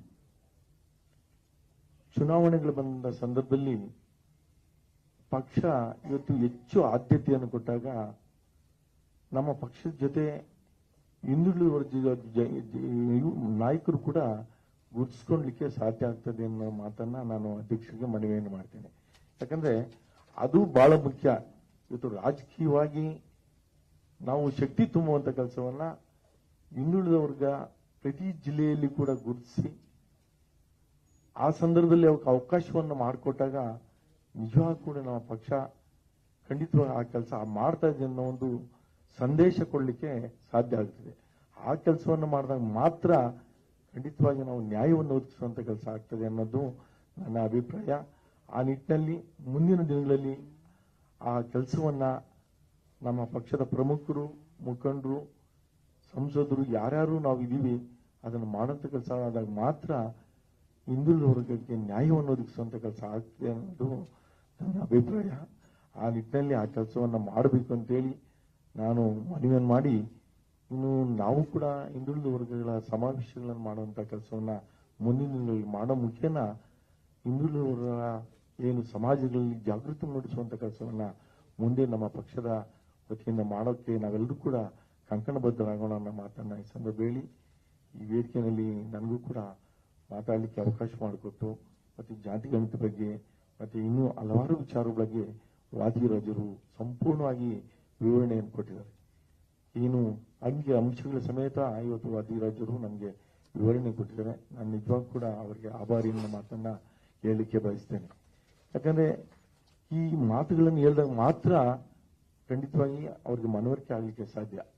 ಇಲ್ಲದೇ ನಮ್ಗೆ ಏನು ಗೊತ್ತಿರಲ್ಲ, ಏನೋ ಹಿಂದುಳಿದ ಸಮಾಜಗಳಂತ ನಾವು ಬಂದು ಹೋಗುವಂಥದ್ದು ಅದು ಎಲ್ಲೋ ಒಂದ್ ಕಡೆ ಆಗಲ್ಲ. ಅದಕ್ಕೆ ಪ್ರತಿಯೊಂದು ಹಿಂದುಳಿದ ವರ್ಗ ಸಮಾಜಗಳನ್ನು ಕೂಡ ಗುರುತಿಸಿ ಅವರಿಗೆ ರಾಜಕೀಯ ಅವಕಾಶಗಳನ್ನು ಕಲ್ಪಿಸಿಕೊಟ್ಟಾಗ ಮಾತ್ರ ಅವರು ಕೂಡ ಮೇಲೆ ಬರಲಿಕ್ಕೆ ಸಾಧ್ಯ. ಇವತ್ತು ಅನೇಕ ಹಿಂದುಳಿದ ಸಮಾಜಗಳು ನಮ್ಮ ರಾಜ್ಯದಲ್ಲಿ ಇದ್ದಾವೆ.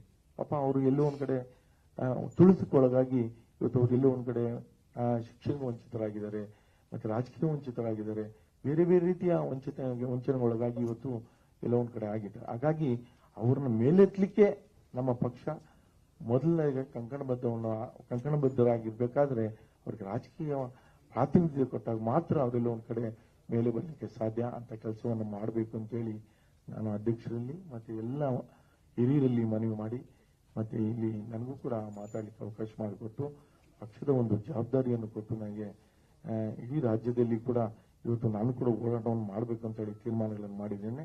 ಮುಂದಿನ ದಿನಗಳಲ್ಲಿ ಅದನ್ನ ಖಂಡಿತವಾಗಿ ಮಾಡಿ ಈ ಹಿಂದುಳಿದ ಸಮಾಜದ ಸಂಘಟನೆಗೆ ಹೆಚ್ಚು ಒತ್ತು ಕೊಡುವಂತ ಕೆಲಸವನ್ನ ಖಂಡಿತವಾಗಿ ಮಾಡ್ತೀನಿ ಅನ್ನೋ ಮಾತನ್ನು ಕೂಡ ಈ ಸಂದರ್ಭದಲ್ಲಿ ಪುನರುಚ್ಚಾರ ಮಾಡಿ ನಿಮ್ಮೆಲ್ಲರಿಗೂ ಕೂಡ ನಮಸ್ಕಾರ ನೀಡಿ ನನ್ನ ಮಾತು ಮುಗಿಸ್ತೇನೆ. ಧನ್ಯವಾದಗಳು.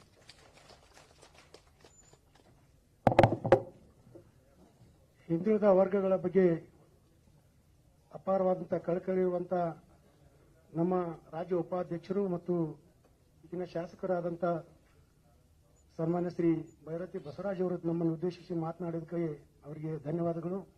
ಈಗ ಕೊನೆಯದಾಗಿ ಇವತ್ತಿನ ದಿವಸ ಭಾರತ ದೇಶದಲ್ಲಿ ಒಂದು ಐತಿಹಾಸಿಕವಾದಂತಹ 94 ವರ್ಷಗಳ ನಂತರ ಐತಿಹಾಸಿಕವಾದಂತಹ ಒಂದು ಜಾತಿ ಜನಗಣತಿ ಮಾಡುವ ಮುಖಾಂತರ ಈ ಹಿಂದುಳಿದ ವರ್ಗಗಳ ಸ್ಥಿತಿಗತಿ ಮತ್ತು ಅಂಕಿ ಅಂಶಗಳನ್ನು ಇವತ್ತ ಜಾತಿ ಗಣತಿ ಮಾಡುವ ಮುಖಾಂತರ ನಮಗೆಲ್ಲರಿಗೂ ತೋರಿಸಿಕೊಡ್ಲಿಕ್ಕೆ ಮಾಡಿದಂತಹ ಪ್ರಧಾನಿ ನರೇಂದ್ರ ಮೋದಿ ಅವರ ನಿಲುವನ್ನು ಇವತ್ತಿನ ದಿವಸ ನಾವು ಸ್ವಾಗತಿಸಬೇಕು. ರಾಜ್ಯಾದ್ಯಂತ ಇವತ್ತಿನ ದಿವಸ ನಾವೆಲ್ಲರೂ ಅದಕ್ಕೆ ಪ್ರತಿಕ್ರಿಯೆ ಮಾಡಬೇಕಂತ ನಮ್ಮ ರಾಜ್ಯಾಧ್ಯಕ್ಷರಾದಂತಹ ಶ್ರೀ BI ವಿಜೇಂದ್ರ ಅವರು ತ್ವರಿತವಾಗಿ ಇವತ್ತಿನ ದಿವಸ ನಮ್ಮೆಲ್ಲರಿಗೂ ಕರೆ ಕೊಟ್ಟು ಇವತ್ತ ಎಲ್ಲಾ ಜಾತಿ ಸಮುದಾಯಗಳನ್ನು ವಿಶ್ವಾಸಕ್ಕೆ ತೆಗೆದುಕೊಂಡು ಏನು ಇಡೀ ಭಾರತ ದೇಶದಲ್ಲಿ ಮೊಟ್ಟ ಮೊದಲನೇ ಕರ್ನಾಟಕ ರಾಜ್ಯದಲ್ಲಿ ಇವತ್ತು ಹಿಂದುಳಿದ ವರ್ಗ ಹೆಚ್ಚು ಅಲರ್ಟ್ ಆಗಿ ಈ ನಿಟ್ಟಿನಲ್ಲಿ ನಾವು ಎಲ್ಲರೂ ಕೆಲಸ ಮಾಡಬೇಕು ಅನ್ನುವಂತ ಒಂದು ದಿಟ್ಟ ನಿರ್ಧಾರವನ್ನು ತೆಗೆದುಕೊಂಡು ನಿಮ್ಮೆಲ್ಲರನ್ನು ಇವತ್ತ ಸೇರಿಸಿ ಈ ರೀತಿಯಾದಂತಹ ಒಂದು ಚರ್ಚಾ ವಿಷಯವನ್ನು ಆಗಿ ನಮ್ಮ ಹಿರಿಯರಾದಂತಹ ವಾದರಾಜಿಯವರ ಮಾರ್ಗದರ್ಶನವನ್ನು ಪಡೆದು ಇವತ್ತ ಈ ಕಾರ್ಯಕ್ರಮವನ್ನು ನಡೆಸಲಿಕ್ಕೆ ಕಾರ್ಯಕರ್ತರಾದಂತಹ ಶ್ರೀ BY ವಿಜೇಂದ್ರ ಅವರು ರಾಜ್ಯಾಧ್ಯಕ್ಷರು ನಾವು ಅಧ್ಯಕ್ಷೀಯ ಭಾಷಣ ಮಾಡಬೇಕಾಗಿ ವಿನಂತಿ.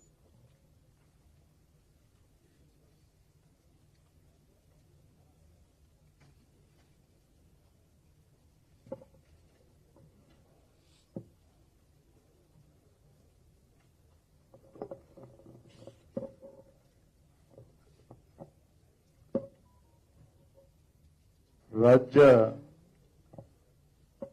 ಹಿಂದುಳಿದ ವರ್ಗಗಳ ಒಂದು ವಿಶೇಷ ಸಭೆ ವೇದಿಕೆ ಮೇಲೆ ಆಸೀನರಾಗಿರ್ತಕ್ಕಂಥ ರಾಜ್ಯ ಒಬಿಸಿ ಮೋರ್ಚಾದ ಅಧ್ಯಕ್ಷ ಇರ್ತಕ್ಕಂಥ ರಘು ಕೌಟಿಲ್ಯರವರೇ, ವಿರೋಧ ಪಕ್ಷದ ನಾಯಕರು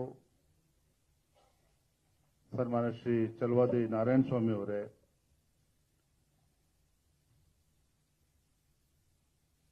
ಜನಪ್ರಿಯ ಸಂಸದರಾಗಿರ್ತಕ್ಕಂಥ ಸನ್ಮಾನ್ಯ ಶ್ರೀ ಪಿ.ಸಿ. ಮೋಹನ್ ಜೀರವರೇ, ಕೋಟಾ ಶ್ರೀನಿವಾಸ್ ಪೂಜಾರಿರವರೇ, ಯದುವೀರ್ ಒಡೆಯರ್ ಅವರೇ, ಆತ್ಮೀಯರಾಗಿರ್ತಕ್ಕಂಥ ಬೈರತಿ ಬಸವರಾಜಣ್ಣ ಅವರೇ, ವಿಧಾನ ಪರಿಷತ್ ಸದಸ್ಯರು ಹಿರಿಯರಾಗಿರ್ತಕ್ಕಂಥ ರವಿಕುಮಾರ್ ಜೀರವರೇ, ದೊಡ್ಡನಗೌಡ ಪಾಟೀಲ್ ರವರೇ, ಕಟ್ಟಾ ಸುಬ್ರಹ್ಮಣ್ಯ ನಾಯ್ಡು ಅವರೇ, ನೇಲ ನರೇಂದ್ರ ಬಾಬು ಅವರೇ, ಪ್ರಮೋದ್ ಮಧ್ವರಾಜ್ ಅವರೇ, ಧೀರಜ್ ಮುನ್ರಾಜ್ ಅವರೇ, ತಾರಾ ಅನೋದರಾಜ್ ಅವರೇ, ದಿನಕರ್ ಶೆಟ್ಟಿ ಅವರು, ನಮ್ಮ ಎಂ ಡಿ ಲಕ್ಷ್ಮೀನಾರಾಯಣ ಅವರು, ನಮ್ಮೆಲ್ಲ ಅನೇಕ ಹಿರಿಯ ಮುಖಂಡರು, ಶಾಸಕರು, ಮಾಜಿ ಶಾಸಕರು, ರಾಜ್ಯದ ಮೂಲೆ ಮೂಲೆಗಳಿಂದ ಹಿಂದುಳಿದ ವರ್ಗಗಳೆಲ್ಲ ನಮ್ಮ ಪ್ರಮುಖ ಮುಖಂಡರು ತಾವೆಲ್ಲರೂ ಕೂಡ, ರಾಜ್ಯದ ಪದಾಧಿಕಾರಿಗಳು ಎಲ್ಲರೂ ಕೂಡ ತಾವು ಆಗಮಿಸಿದ್ದೇವೆ.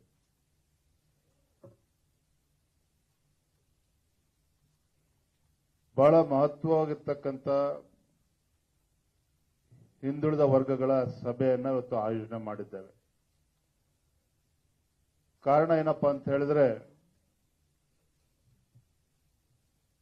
ನಮ್ಮ ದೇಶದ ಹೆಮ್ಮೆಯ ಪ್ರಧಾನಮಂತ್ರಿ ನರೇಂದ್ರ ಮೋದಿಜಿಯವರ ನೇತೃತ್ವದಲ್ಲಿ ಕಳೆದ ಕ್ಯಾಬಿನೆಟ್ ಮೀಟಿಂಗ್ನಲ್ಲಿ ಒಂದು ಪ್ರಮುಖವಾಗಿರ್ತಕ್ಕಂಥ, ಒಂದು ಮಹತ್ವವಾಗಿರ್ತಕ್ಕಂಥ ಒಂದು ನಿರ್ಧಾರವನ್ನ ಕೈಗೊಂಡಿದ್ದಾರೆ. ಸ್ವಾತಂತ್ರ್ಯ ಬಂದ ನಂತರದಲ್ಲಿ ದೇಶದ ಯಾವುದೇ ಒಬ್ಬ ಪ್ರಧಾನಮಂತ್ರಿಗಳು ಅಥವಾ ಯಾವುದೇ ಒಂದು ಸರ್ಕಾರ ತೆಗೆದುಕೊಳ್ಳದೆ ಇರತಕ್ಕಂಥ ಒಂದು ನಿರ್ಣಯವನ್ನ ನರೇಂದ್ರ ಮೋದಿಜಿಯವರ ಒಂದು ಕ್ಯಾಬಿನೆಟ್ನಲ್ಲಿ ನಿರ್ಧಾರವನ್ನ ಕೈಗೊಂಡಿದ್ದಾರೆ. ಅದು ನಿಮಗೆಲ್ಲರೂ ಕೂಡ ತಿಳಿದಿರೋ ಹಾಗೆ, ಜನಗಣತಿಯ ಜೊತೆಯಲ್ಲಿ ಜಾತಿ ಜನಗಣತಿಯನ್ನು ಕೂಡ ನಾವು ಮಾಡ್ತೇವೆ ಅಂತಕ್ಕಂಥ ಒಂದು ಪ್ರಮುಖವಾಗಿರ್ತಕ್ಕಂಥ ನಿರ್ಧಾರವನ್ನು ಮಾಡಿದ್ದಾರೆ. ಹಾಗಾಗಿ ಈ ದೇಶದ ಹೆಮ್ಮೆಯ ಪ್ರಧಾನಮಂತ್ರಿ ನರೇಂದ್ರ ಮೋದಿಜಿ ಅವರಿಗೆ ನಾವೆಲ್ಲರೂ ಕೂಡ ಅಭಿನಂದಿಸಬೇಕು ಅಂತ ಹೇಳಿ ಇವತ್ತು ನಾವೆಲ್ಲರೂ ಕೂಡ ಇಲ್ಲಿ ಸೇರಿದ್ದೇವೆ. ಯಾತಕ್ಕೋಸ್ಕರ ಜಾತಿ ಜನಗಣತಿ ಆಗಬೇಕು? ಈ ದೇಶದಲ್ಲಿ ಇರ್ತಕ್ಕಂಥ ಹಿಂದುಳಿದ ಸಮುದಾಯಗಳು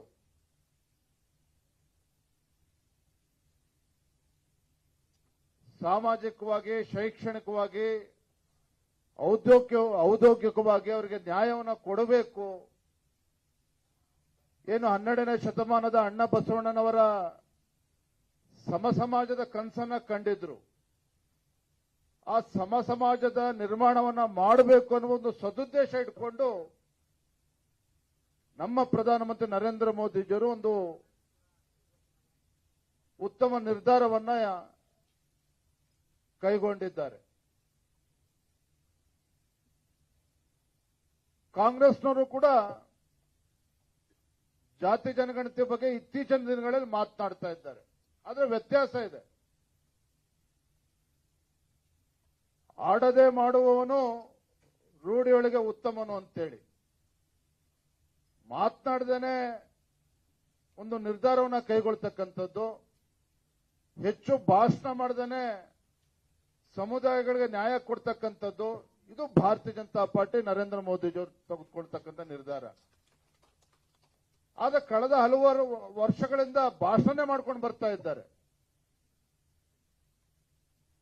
ಹಾಗಾಗಿ ಕಾಂಗ್ರೆಸ್ನವರು ಅಥವಾ ಸಿದ್ದರಾಮಯ್ಯನವರು ಮಾತನಾಡ್ತಾ ಇರ್ತಕ್ಕಂಥದ್ದು ಅಥವಾ ಸಿದ್ದರಾಮಯ್ಯ ನೇತೃತ್ವದ ಕಾಂಗ್ರೆಸ್ ಸರ್ಕಾರ ತೆಗೆದುಕೊಂಡಿರ್ತಕ್ಕಂಥ ನಿರ್ಧಾರಕ್ಕೂ ಭಾರತೀಯ ಜನತಾ ಪಾರ್ಟಿ ನರೇಂದ್ರ ಮೋದಿಯವರು ತೆಗೆದುಕೊಂಡಿರ್ತಕ್ಕಂಥ ನಿರ್ಧಾರ ಇದಕ್ಕೂ ವ್ಯತ್ಯಾಸ ಇದೆ. ಸಿದ್ದರಾಮಯ್ಯ ಕೂಡ ನಿರ್ಧಾರ ಮಾಡಿದ್ದಾರೆ, ಮೋದಿಯವರು ಕೂಡ ಘೋಷಣೆ ಮಾಡಿದ್ದಾರೆ. ಮೋದಿಯವರು ಮಾಡಿರ್ತಕ್ಕಂಥ ಘೋಷಣೆ ಇದ್ರ ಹಿಂದೆ ಒಂದು ಸದುದ್ದೇಶ ಇದೆ. ಸಮಸಮಾಜದ ನಿರ್ಮಾಣವನ್ನ ಮಾಡಬೇಕು ಅಂತಕ್ಕಂಥ ಒಂದು ಕನಸು ಪ್ರಧಾನಮಂತ್ರಿಗಳಿಗಿದೆ. ಆದ್ರೆ ಸಿದ್ದರಾಮಯ್ಯನವರಿಗೆ, ರಾಜ್ಯದ ಮುಖ್ಯಮಂತ್ರಿಗಳಿಗೆ ಇದರಿಂದ ಯಾವುದೇ ಒಂದು ಸದುದ್ದೇಶ ಇಲ್ಲ. ಜಾತಿ ಜನಗಣತಿ ಮಾಡಬೇಕು ಅಂತಕ್ಕಂಥ ವಿಚಾರದಲ್ಲಿ ಸದುದ್ದೇಶ ಇಲ್ಲ, ದುರುದ್ದೇಶ ಮಾತ್ರ ಇರ್ತಕ್ಕಂಥದ್ದು.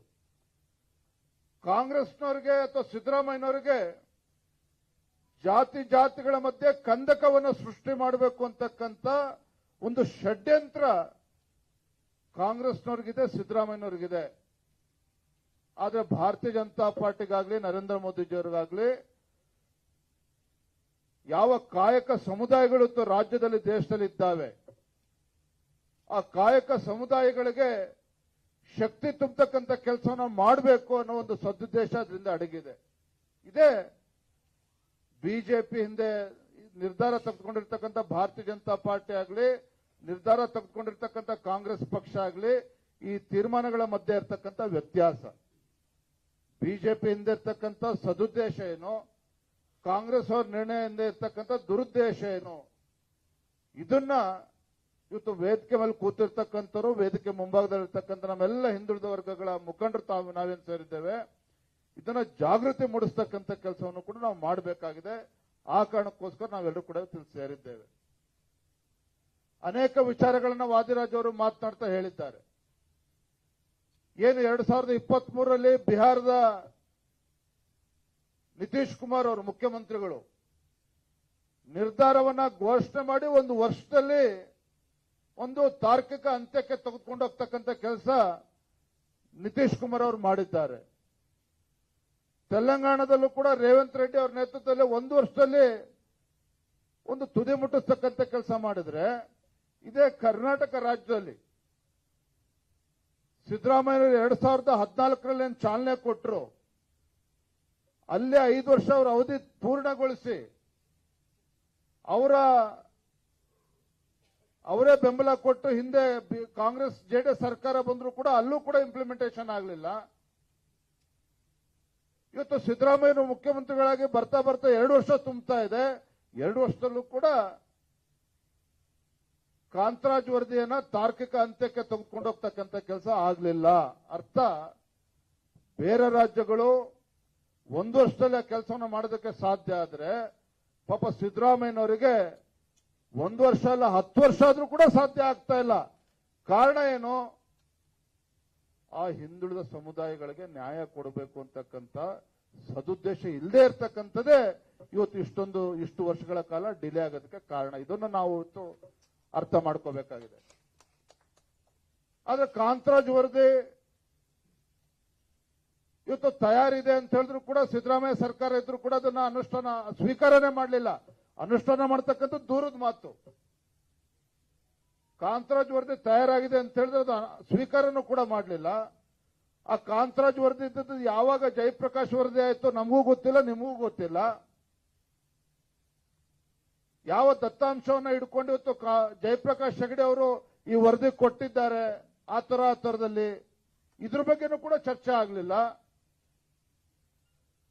ಆಯ್ತು, ನಾವು ಭಾರತೀಯ ಜನತಾ ಪಾರ್ಟಿಯವರು ಇವತ್ತು ಕಾಂತರಾಜ್ ವರದಿಯನ್ನ ಪ್ರಶ್ನೆ ಮಾಡಿದಾಗ ಬಿಜೆಪಿ ಅವರಿಗೆ ಹಿಂದುಳಿದ ವರ್ಗಗಳಿಗೆ ಇವತ್ತು ನ್ಯಾಯ ಕೊಡಬೇಕು ಅನ್ನುವ ಅಪೇಕ್ಷೆ ಇಲ್ಲ, ಅದಕ್ಕೋಸ್ಕರ ವಿರೋಧ ಮಾಡ್ತಾರೆ ಅಂತೇಳಿ ಟೀಕೆ ಮಾಡಿದ್ರು ಸಿದ್ದರಾಮಯ್ಯನವರು. ಅದು ಬೇರೆ ಪ್ರಶ್ನೆ. ಆದ್ರೆ ನಿಮ್ಮ ವೀರಪ್ಪ ಮೊಯ್ಲಿ ಅವರು, ಕಾಂಗ್ರೆಸ್ ಪಕ್ಷದ ಹಿರಿಯ ಮುಖಂಡ, ಮಾಜಿ ಮುಖ್ಯಮಂತ್ರಿಗಳು ವೀರಪ್ಪ ಮೊಯ್ಲಿ ಅವರೇ ಸ್ವತಃ ಪ್ರಶ್ನೆ ಮಾಡಿದ್ರು ಸಿದ್ದರಾಮಯ್ಯನವರಿಗೆ. ಮಾನ್ಯ ಸಿದ್ದರಾಮಯ್ಯನವರೇ, ಇವತ್ತೇನು ಜಯಪ್ರಕಾಶ್ ಹೆಗಡೆ ವರದಿನ ಅಥವಾ ಕಾಂತರಾಜ್ ವರದಿನ ಏನು ಇವತ್ತು ಅನುಷ್ಠಾನ ಮಾಡೋದಕ್ಕೆ ಹೊರಟಿದ್ದೀರಿ, ಇದು ಅನ್ಸೈಂಟಿಫಿಕ್ ಆಗಿದೆ, ವೈಜ್ಞಾನಿಕವಾಗಿಲ್ಲ. ಮತ್ತೊಂದು ಕಡೆಗೆ ಔಟ್ಡೇಟೆಡ್ ಇದೆ. ಯಾಕೆಂದ್ರೆ ಪ್ರತಿ 10 ವರ್ಷಕ್ಕೊಂದ್ಸಲ ಇದು ಆಗಬೇಕಾಗಿತ್ತು. ಈಗಾಗಲೇ 10 ವರ್ಷಗಳು ಕಳೆದಿದೆ, ಹಾಗಾಗಿ ಔಟ್ಡೇಟೆಡ್ ಇದೆ. ಹಾಗಾಗಿ ಯಾವುದೇ ಕಾರಣಕ್ಕೂ ಇದು ಅನುಷ್ಠಾನ ಮಾಡೋದಕ್ಕೆ ಸಾಧ್ಯ ಇಲ್ಲ, ಅನುಷ್ಠಾನ ಮಾಡಬೇಡಿ ಎನ್ನುವ ಕಿವಿ ಮಾತನ್ನ ಸ್ವತಃ ವೀರಪ್ಪ ಮೊಯ್ಲಿ ಅವರು ಹೇಳಿದ್ರು ಸಹ ಪಾಪ ಸಿದ್ದರಾಮಯ್ಯನವ್ರಿಗೆ ಕಳೆದ 10 ವರ್ಷದಲ್ಲಿ ಇಂಪ್ಲಿಮೆಂಟ್ ಮಾಡಕ್ಕಾಗಲಿಲ್ಲ. ಇವಾಗಲೇ ಯಾಕೆ ಇಂಪ್ಲಿಮೆಂಟ್, ಈಗಲೂ ಕೂಡ ಅವರು ಅನುಷ್ಠಾನ ಮಾಡಬೇಕು ಅಂತಕ್ಕಂಥ ಉದ್ದೇಶ ಇಲ್ಲ. ಈಗ ಯಾಕೆ ವಿಚಾರವನ್ನ ಪ್ರಸ್ತಾಪ ಮಾಡ್ತಾ ಇದ್ದಾರೆ ಅಂತ ಹೇಳಿದ್ರೆ, ಪಾಪ ಸಿದ್ದರಾಮಯ್ಯನವರ ಟೈಮ್ ಮುಗ್ದಿದೆ. ಸಿದ್ದರಾಮಯ್ಯನವರು ಮುಖ್ಯಮಂತ್ರಿಗಳ ಅವರ ಕಾಲಾವಧಿ ಮುಗಿದಿದೆ ಅಂತೇಳಿ ಡಿ ಕೆ ಶಿವಕುಮಾರ್ ಅವರೇ ಬೊಬ್ಬೆ ಹೊಡಿತಾ ಇದ್ದಾರೆ.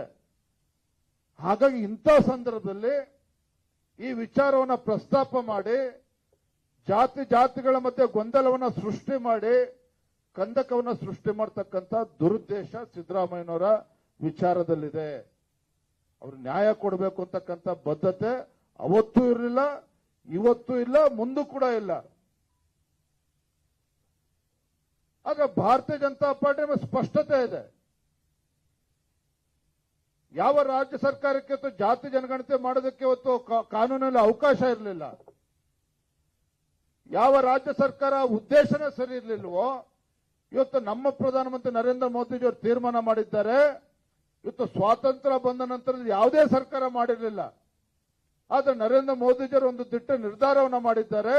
ಎಲ್ಲ ಹಿಂದುಳಿದ ಸಮುದಾಯಗಳು ಎಲ್ಲರೂ ಕೂಡ ನ್ಯಾಯವನ್ನ ಕೊಡಬೇಕು. ಹಾಗಾಗಿ ಜನಗಣತಿಯ ಜೊತೆಯಲ್ಲಿ ಇವತ್ತು ಜಾತಿ ಜನಗಣತಿಯನ್ನು ಕೂಡ ನಾವು ಮಾಡ್ತೇವೆ ಅನ್ನೋ ವಿಚಾರವನ್ನ ಇವತ್ತು ನರೇಂದ್ರ ಮೋದಿಜಿ ಈಗಾಗಲೇ ಘೋಷಣೆ ಮಾಡಿದ್ದಾರೆ. ಏನ್ ಬೊಬ್ಬೆ ಹೊಡಿತಿದ್ದಾರೆ ಕಳೆದ ಒಂದು ವಾರದಿಂದ. ಮೋದಿಜಿಯವರು ತೀರ್ಮಾನ ಮಾಡಿದ್ಮೇಲೆ ಕ್ಯಾಬಿನೆಟ್ ನಲ್ಲಿ ತೀರ್ಮಾನ ಘೋಷಣೆ ಆದ್ಮೇಲೆ ಮಲ್ಲಿಕಾರ್ಜುನ್ ಖರ್ಗೆ ಅವರು ಭಾಷಣ ಮಾಡ್ತಾ ಹೇಳಿದ್ರು, ರಾಹುಲ್ ಗಾಂಧಿ ಅವರ ಒತ್ತಡಕ್ಕೆ ಮಣಿದು ನರೇಂದ್ರ ಮೋದಿಜಿಯವರು ತೀರ್ಮಾನ ಮಾಡಿಬಿಟ್ಟಿದ್ದಾರೆ ಅಂತೇಳಿ. ಬಹುಶಃ ಇದನ್ನು ಸೋನಿಯಾ ಗಾಂಧಿ ಅವರು ಒಪ್ಪಲ್ಲ ಅನ್ಕೊಳ್ತೇನೆ. ಸೋನಿಯಾ ಗಾಂಧಿ ಅವರು ಒಪ್ಕೊಳ್ಳೋದಿಲ್ಲ. ರಾಹುಲ್ ಗಾಂಧಿ ಅವರ ಶಕ್ತಿ ಏನೋ, ಅವ್ರ ತಾಕತ್ತೇನೋ ಅಂತೇಳಿ ಕಾಂಗ್ರೆಸ್ನವ್ರಿಗೆ ಗೊತ್ತಿದೆ. ಸೋನಿಯಾ ಗಾಂಧಿ ಅವರು ಕೂಡ ಒಪ್ಪೋದಕ್ಕೆ ಸಾಧ್ಯ ಇಲ್ಲ.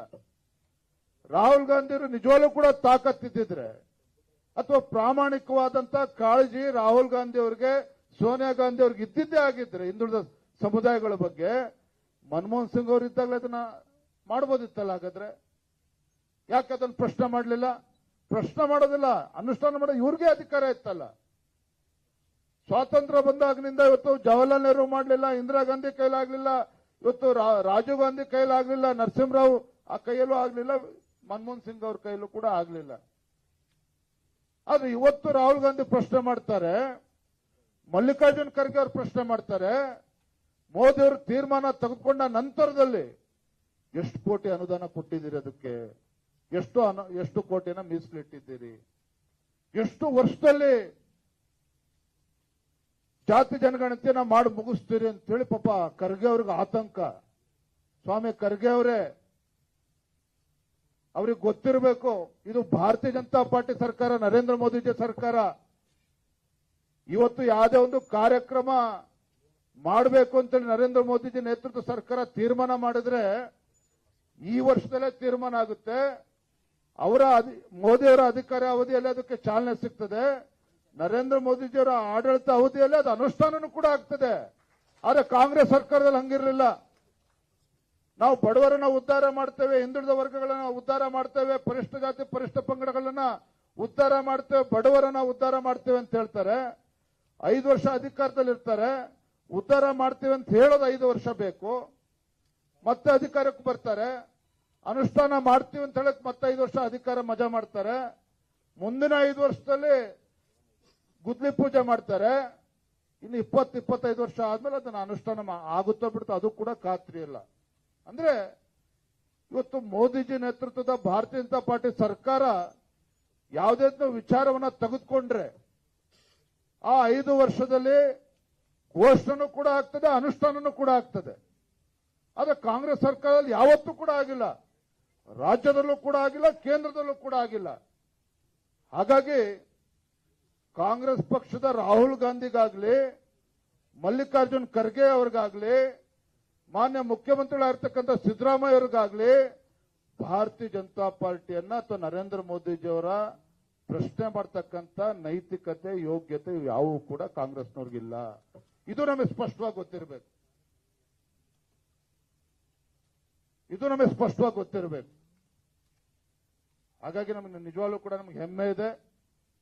ನಮ್ಮ ಕೇಂದ್ರ ಸರ್ಕಾರ, ನಮ್ಮ ನರೇಂದ್ರ ಮೋದಿಜಿ ನೇತೃತ್ವದ ಭಾರತೀಯ ಜನತಾ ಪಾರ್ಟಿ ಸರ್ಕಾರ ಇಂಥ ಒಂದು ಐತಿಹಾಸಿಕ ತೀರ್ಮಾನವನ್ನ ತೆಗೆದುಕೊಂಡಿರ್ತಕ್ಕಂಥ ಈ ಶುಭ ಸಂದರ್ಭದಲ್ಲಿ ನಿಮ್ಮೆಲ್ಲರ ಜವಾಬ್ದಾರಿ ಜಾಸ್ತಿ ಇದೆ.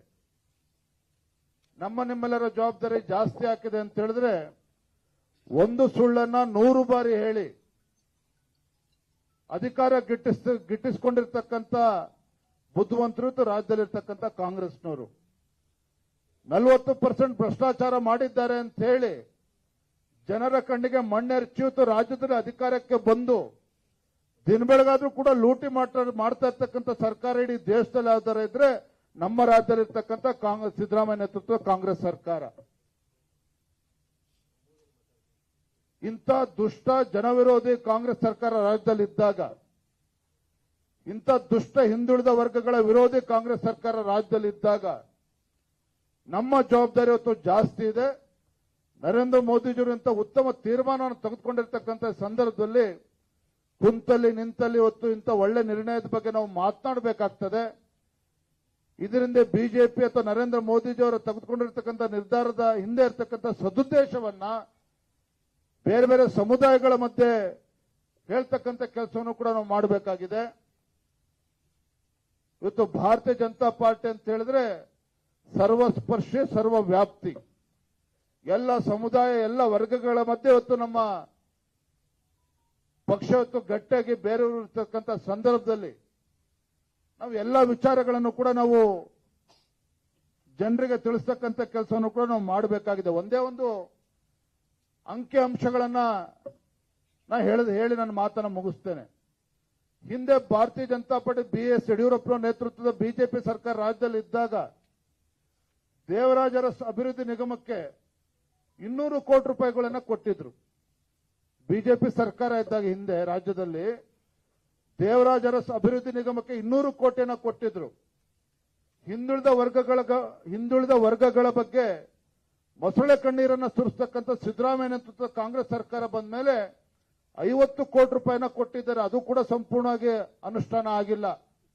ಬಿಜೆಪಿ ಸರ್ಕಾರ ಇದ್ದಾಗ 200 ಕೋಟಿ, ಕಾಂಗ್ರೆಸ್ ಸರ್ಕಾರ ಬಂದ್ಮೇಲೆ 50 ಕೋಟಿ. ಮರಾಠ ಅಭಿವೃದ್ಧಿ ನಿಗಮ ಮೂಳೆಯವರು ಇಲ್ಲೇ ಕೂತಿದ್ದಾರೆ.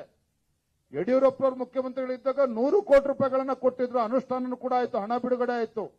ಆದ್ರೆ ಸಿದ್ದರಾಮಯ್ಯವರು ಬಂದ್ಮೇಲೆ ಎಷ್ಟು ಕೊಟ್ಟಿದ್ದಾರೆ? 25 ಕೋಟಿ ರೂಪಾಯಿ ಮಾತ್ರ ಕೊಟ್ಟಿರ್ತಕ್ಕಂಥದ್ದು. ಅದೇ ವಿಶ್ವಕರ್ಮ ಅಭಿವೃದ್ಧಿ ನಿಗಮ ಹಿಂದೆ ಬಿಜೆಪಿ ಸರ್ಕಾರದಲ್ಲಿ 25 ಕೋಟಿ ರೂಪಾಯಿ ಕೊಟ್ರೆ ಇವತ್ತು ಸಿದ್ದರಾಮಯ್ಯ ನೇತೃತ್ವ ಕಾಂಗ್ರೆಸ್ ಸರ್ಕಾರ 6 ಕೋಟಿ ರೂಪಾಯಿ ಕೊಟ್ಟಿದ್ದಾರೆ. ಅಂಬಿಗರ ಚೌಡೆಯ ಅಭಿವೃದ್ಧಿ ನಿಗಮ ಬಿಜೆಪಿ ಸರ್ಕಾರದಲ್ಲಿ 25 ಕೋಟಿ ರೂಪಾಯಿ ಕೊಟ್ಟಿದ್ರೆ ಇವತ್ತು 5 ಕೋಟಿ ರೂಪಾಯಿ ಮಾತ್ರ ಸಿದ್ದರಾಮಯ್ಯ ಸರ್ಕಾರ ಕೊಟ್ಟಿರ್ತಕ್ಕಂಥದ್ದು. ಸವಿತಾ ಸಮಾಜ ಆ ಅಭಿವೃದ್ಧಿಗೋಸ್ಕರ ಹಿಂದೆ 10 ಕೋಟಿ ರೂಪಾಯಿ ಬಿಜೆಪಿ ಸರ್ಕಾರ ಇದ್ದಾಗ ಕೊಟ್ಟಿದ್ರೆ ಇವತ್ತು ಸಿದ್ದರಾಮಯ್ಯ ನೇತೃತ್ವದ ಕಾಂಗ್ರೆಸ್ ಸರ್ಕಾರ ಕೇವಲ 2.5 ಕೋಟಿ ಕೊಟ್ಟಿರ್ತಕ್ಕಂಥದ್ದು. ಅಲೆಮಾರಿ ಮತ್ತು ಬುಡಕಟ್ಟು ಅಭಿವೃದ್ಧಿ ನಿಗಮಕ್ಕೆ 15 ಕೋಟಿ ರೂಪಾಯಿ ಬಿಜೆಪಿ ಸರ್ಕಾರ ಇದ್ದಾಗ ಕೊಟ್ಟಿದ್ರೆ ಸಿದ್ದರಾಮಯ್ಯನವರು ಕೊಟ್ಟಿರ್ತಕ್ಕಂಥದ್ದು ಕೇವಲ 6 ಕೋಟಿ ಮಾತ್ರ. ಮಡಿವಾಳ ಅಭಿವೃದ್ಧಿ ನಿಗಮಕ್ಕೆ 15 ಕೋಟಿ ಕೊಟ್ಟಿದ್ರು. ಈಗ ಕಾಂಗ್ರೆಸ್ ಸರ್ಕಾರ ಬಂದ್ಮೇಲೆ 4.5 ಕೋಟಿ. ಕಾಡುಗೊಲ್ಲ ಅಭಿವೃದ್ಧಿ ನಿಗಮಕ್ಕೆ 20 ಕೋಟಿ ಕೊಟ್ಟಿದ್ರೆ ಈಗ 7.5 ಕೋಟಿ ರೂಪಾಯಿ ಕೊಟ್ಟಿದ್ದಾರೆ. ಅಂದ್ರೆ ಹಣ ಕೊಟ್ಟಿದ್ದಾರೆ ಬಿಟ್ರೆ ಅದು ಅನುಷ್ಠಾನವನ್ನು ಕೂಡ ಆಗ್ತಾ ಇಲ್ಲ. ಇದು ಹಿಂದುಳಿದ ವರ್ಗಗಳ ಬಗ್ಗೆ ಮೊಸಳೆ ಕಣ್ಣೀರನ್ನ ಸುರಿಸ್ತಕ್ಕಂಥ ರಾಜ್ಯದ ಮುಖ್ಯಮಂತ್ರಿಗಳ ಸಿದ್ದರಾಮಯ್ಯನವರ ಮತ್ತೊಂದು ಮುಖ ಏನು ಅನ್ನೋದನ್ನು ಕೂಡ ತಾವೆಲ್ಲರೂ ಕೂಡ ಗಮನಿಸಬೇಕು. ಹಾಗಾಗಿ ನಮ್ಮ ಜವಾಬ್ದಾರಿ ಇವತ್ತು ಬಹಳ ಜಾಸ್ತಿ ಆಗಿದೆ, ಹೆಚ್ಚಾಗಿದೆ. ಇಂಥ ಒಂದು ಹಿಂದುಳಿದ ವರ್ಗಗಳ ವಿರೋಧಿ ಕಾಂಗ್ರೆಸ್ ಸರ್ಕಾರ ಇವತ್ತು ರಾಜ್ಯದಲ್ಲಿ ಏರಿದೆ. ಬಡವರ ವಿರೋಧಿ, ರೈತ ವಿರೋಧಿ ಇಂಥ ದುಷ್ಟ ಕಾಂಗ್ರೆಸ್ ಸರ್ಕಾರದ ವಿರುದ್ಧ ನಾವು ಈಗಾಗಲೇ ನಮ್ಮೆಲ್ಲ ಪಕ್ಷದ ಮುಖಂಡರು ಆರ್ ಅಶೋಕ್ ಅವರು, ಚಲವಾದಿ ನಾರಾಯಣ ಸ್ವಾಮಿ ಅವರು, ಬೈರ್ತಿ ಬಸವರಾಜ್ ಅವರು, ನಮ್ಮೆಲ್ಲ ಪಕ್ಷದ ಮುಖಂಡರು ರಾಜ್ಯಾದ್ಯಂತ ನಾವು ಜನಾಕ್ರೋಶ ಯಾತ್ರೆಯನ್ನು ಕೂಡ ನಾವು ಯಶಸ್ವಿಯಾಗಿ ನಾವು ಮಾಡ್ತಾ ಇದ್ದೇವೆ. ನಾಳೆಯಿಂದ ಇವತ್ತು ಕೋಲಾರದಿಂದ ಪ್ರಾರಂಭ ಆಗ್ತಾ ಇದೆ. 11ನೇ ತಾರೀಕು ಹುಬ್ಳಿನಲ್ಲಿ ಸಮಾರೋಪನೂ ಕೂಡ ಇದೆ. ಯಾಕೆ ಮಾತನ್ನು ಇವತ್ತು ಉಲ್ಲೇಖ ಮಾಡ್ತಾ ಇದ್ದೇನೆ ಅಂತ ಹೇಳಿದ್ರೆ, ಮುಂದೆ ಜಿಲ್ಲಾ ಪಂಚಾಯತ್, ತಾಲೂಕ್ ಪಂಚಾಯತ್ ಚುನಾವಣೆಗಳು ಕೂಡ ಬರ್ತದೆ, ಬೇರೆ ಬೇರೆ ಚುನಾವಣೆಗಳು ಕೂಡ ಬರ್ತದೆ. ನಾವು ಯಾವತ್ತೂ ಕೂಡ ಒಂದು ಸುಳ್ಳನ್ನ 100 ಬಾರಿ ಹೇಳ್ತಕ್ಕಂಥ ಕಾಂಗ್ರೆಸ್ ಸರ್ಕಾರ ಇವರ ವೈಫಲ್ಯಗಳನ್ನ ಜನರ ಮುಂದೆ ಇಡಬೇಕು. ಯಾವ ರೀತಿ ನಮ್ಮ ಸಮುದಾಯಗಳಿಗೆ ಅನ್ಯಾಯ ಮಾಡ್ತಾ ಇದ್ದಾರೆ ಅನ್ನೋದನ್ನು ಕೂಡ ನಮ್ಮ ಸಮುದಾಯಗಳ ಮಧ್ಯೆ ನಾವು ಹೇಳ್ತಕ್ಕಂಥ ಕೆಲಸವನ್ನು ಕೂಡ ಮಾಡಬೇಕಾಗಿದೆ. ಅದರ ಮುಖೇನ ಜನಜಾಗೃತಿಯನ್ನು ಮೂಡಿಸತಕ್ಕಂಥ ಕೆಲಸ ಕೂಡ ತಾವೆಲ್ಲರೂ ಕೂಡ ಮಾಡಬೇಕಾಗಿದೆ ಅನ್ನೋ ಮಾತನ್ನ ಈ ಸಂದರ್ಭದಲ್ಲಿ ಹೇಳ್ತಾ ಬಹಳ ಸಂತೋಷ ಆಗಿದೆ. ಯಾಕೆಂತ ಹೇಳಿದ್ರೆ ಕೇವಲ 3 ದಿನಗಳ ಹಿಂದೆ ನಾವು ರವಿಕುಮಾರ್ ಅವರು ಎಲ್ಲ ಪ್ರಮುಖರು ಕೂತು ಇವತ್ತೆಲ್ಲ ನಮ್ಮ ಸಮುದಾಯದ ಪ್ರಮುಖರನ್ನ ನಾವು ಕರಿಬೇಕು ಅಂತ ಹೇಳಿರ್ತಕ್ಕಂಥ ಸಂದರ್ಭದಲ್ಲಿ ಇಷ್ಟು ದೊಡ್ಡ ಸಂಖ್ಯೆಯಲ್ಲಿ ಬಹುಶಃ ಜಗನ್ನಾಥ್ ಭವನದಲ್ಲಿ ಈ ಕೊಠಡಿ ಕೂಡ ತುಂಬಿ ಬೇರೆ ಬೇರೆ ಎರಡು ಇದರಲ್ಲೂ ಕೂಡ ಅಲ್ಲೂ ಕೂಡ ಕುಳಿತು ಎಲ್ಲರೂ ಕೂಡ ಇವತ್ತು ಈ ಕಾರ್ಯಕ್ರಮವನ್ನು ವೀಕ್ಷಣೆ ಮಾಡ್ತಾ ಇದ್ದಾರೆ.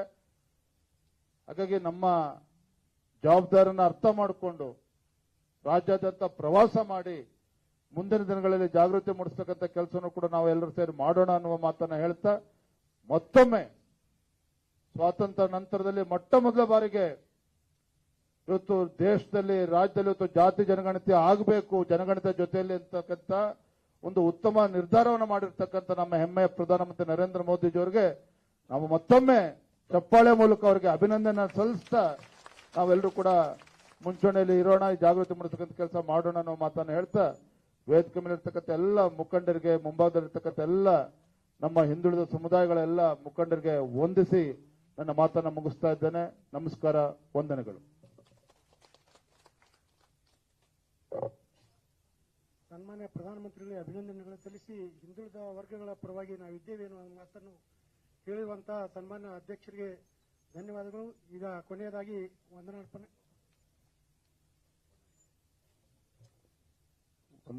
ಮುಂಚಿತವಾಗಿ ಒಂದು ಸಣ್ಣ ಕಾರ್ಯಕ್ರಮ ವಂದನಾರ್ಪಣೆ ಕಂಟಿನ್ಯೂ ಆಗ್ತದೆ. ಜೂನ್ 7ನೇ ತಾರೀಕು ನಮ್ಮ ಶಿವಮೊಗ್ಗ ಲೋಕಸಭಾ ಕ್ಷೇತ್ರದ ಜನಪ್ರಿಯ ಸಂಸದರಾಗಿರ್ತಕ್ಕಂಥ BY ರಾಘವೇಂದ್ರ ಅವರ ಸುಪುತ್ರರ ಮದುವೆ ಇದೆ, ವಿವಾಹ ಮಹೋತ್ಸವ ಇದೆ ಬೆಂಗಳೂರಿನ ಪ್ಯಾಲೇಸ್ ಗ್ರೌಂಡ್ ನಲ್ಲಿ. ಜೂನ್ 7ನೇ ತಾರೀಕು ಸಂಜೆ 6 ಇದೆ. 8ನೇ ತಾರೀಕು ಮುಹೂರ್ತ ಇದೆ. ದಯವಿಟ್ಟು ತಾವೆಲ್ಲರೂ ಕೂಡ ಎಲ್ರಿಗೂ ಪತ್ರಿಕೆಯನ್ನು ತಲುಪಿಸಿದ್ದಾರೆ, ಇನ್ವಿಟೇಷನ್ ತಲುಪಿಸಿದ್ದಾರೆ. ಆದ್ರೂ ಕೂಡ ಜೂನ್ 7ನೇ ತಾರೀಕು, ಜೂನ್ 7 ಮತ್ತೆ 8ನೇ ತಾರೀಕು ದಯವಿಟ್ಟು ತಾವೆಲ್ಲರೂ ಬಂದು ಅವರಿಗೆ ನಮ್ಮ ಮದುವೆ ಕಾರ್ಯಕ್ರಮ ತಾವೆಲ್ಲರೂ ಕೂಡ ಭಾಗವಹಿಸಬೇಕು ಅಂತೇಳಿ ಮತ್ತೊಮ್ಮೆ ವಿನಂತಿ ಮಾಡ್ತೀನಿ. ನಮಸ್ಕಾರ.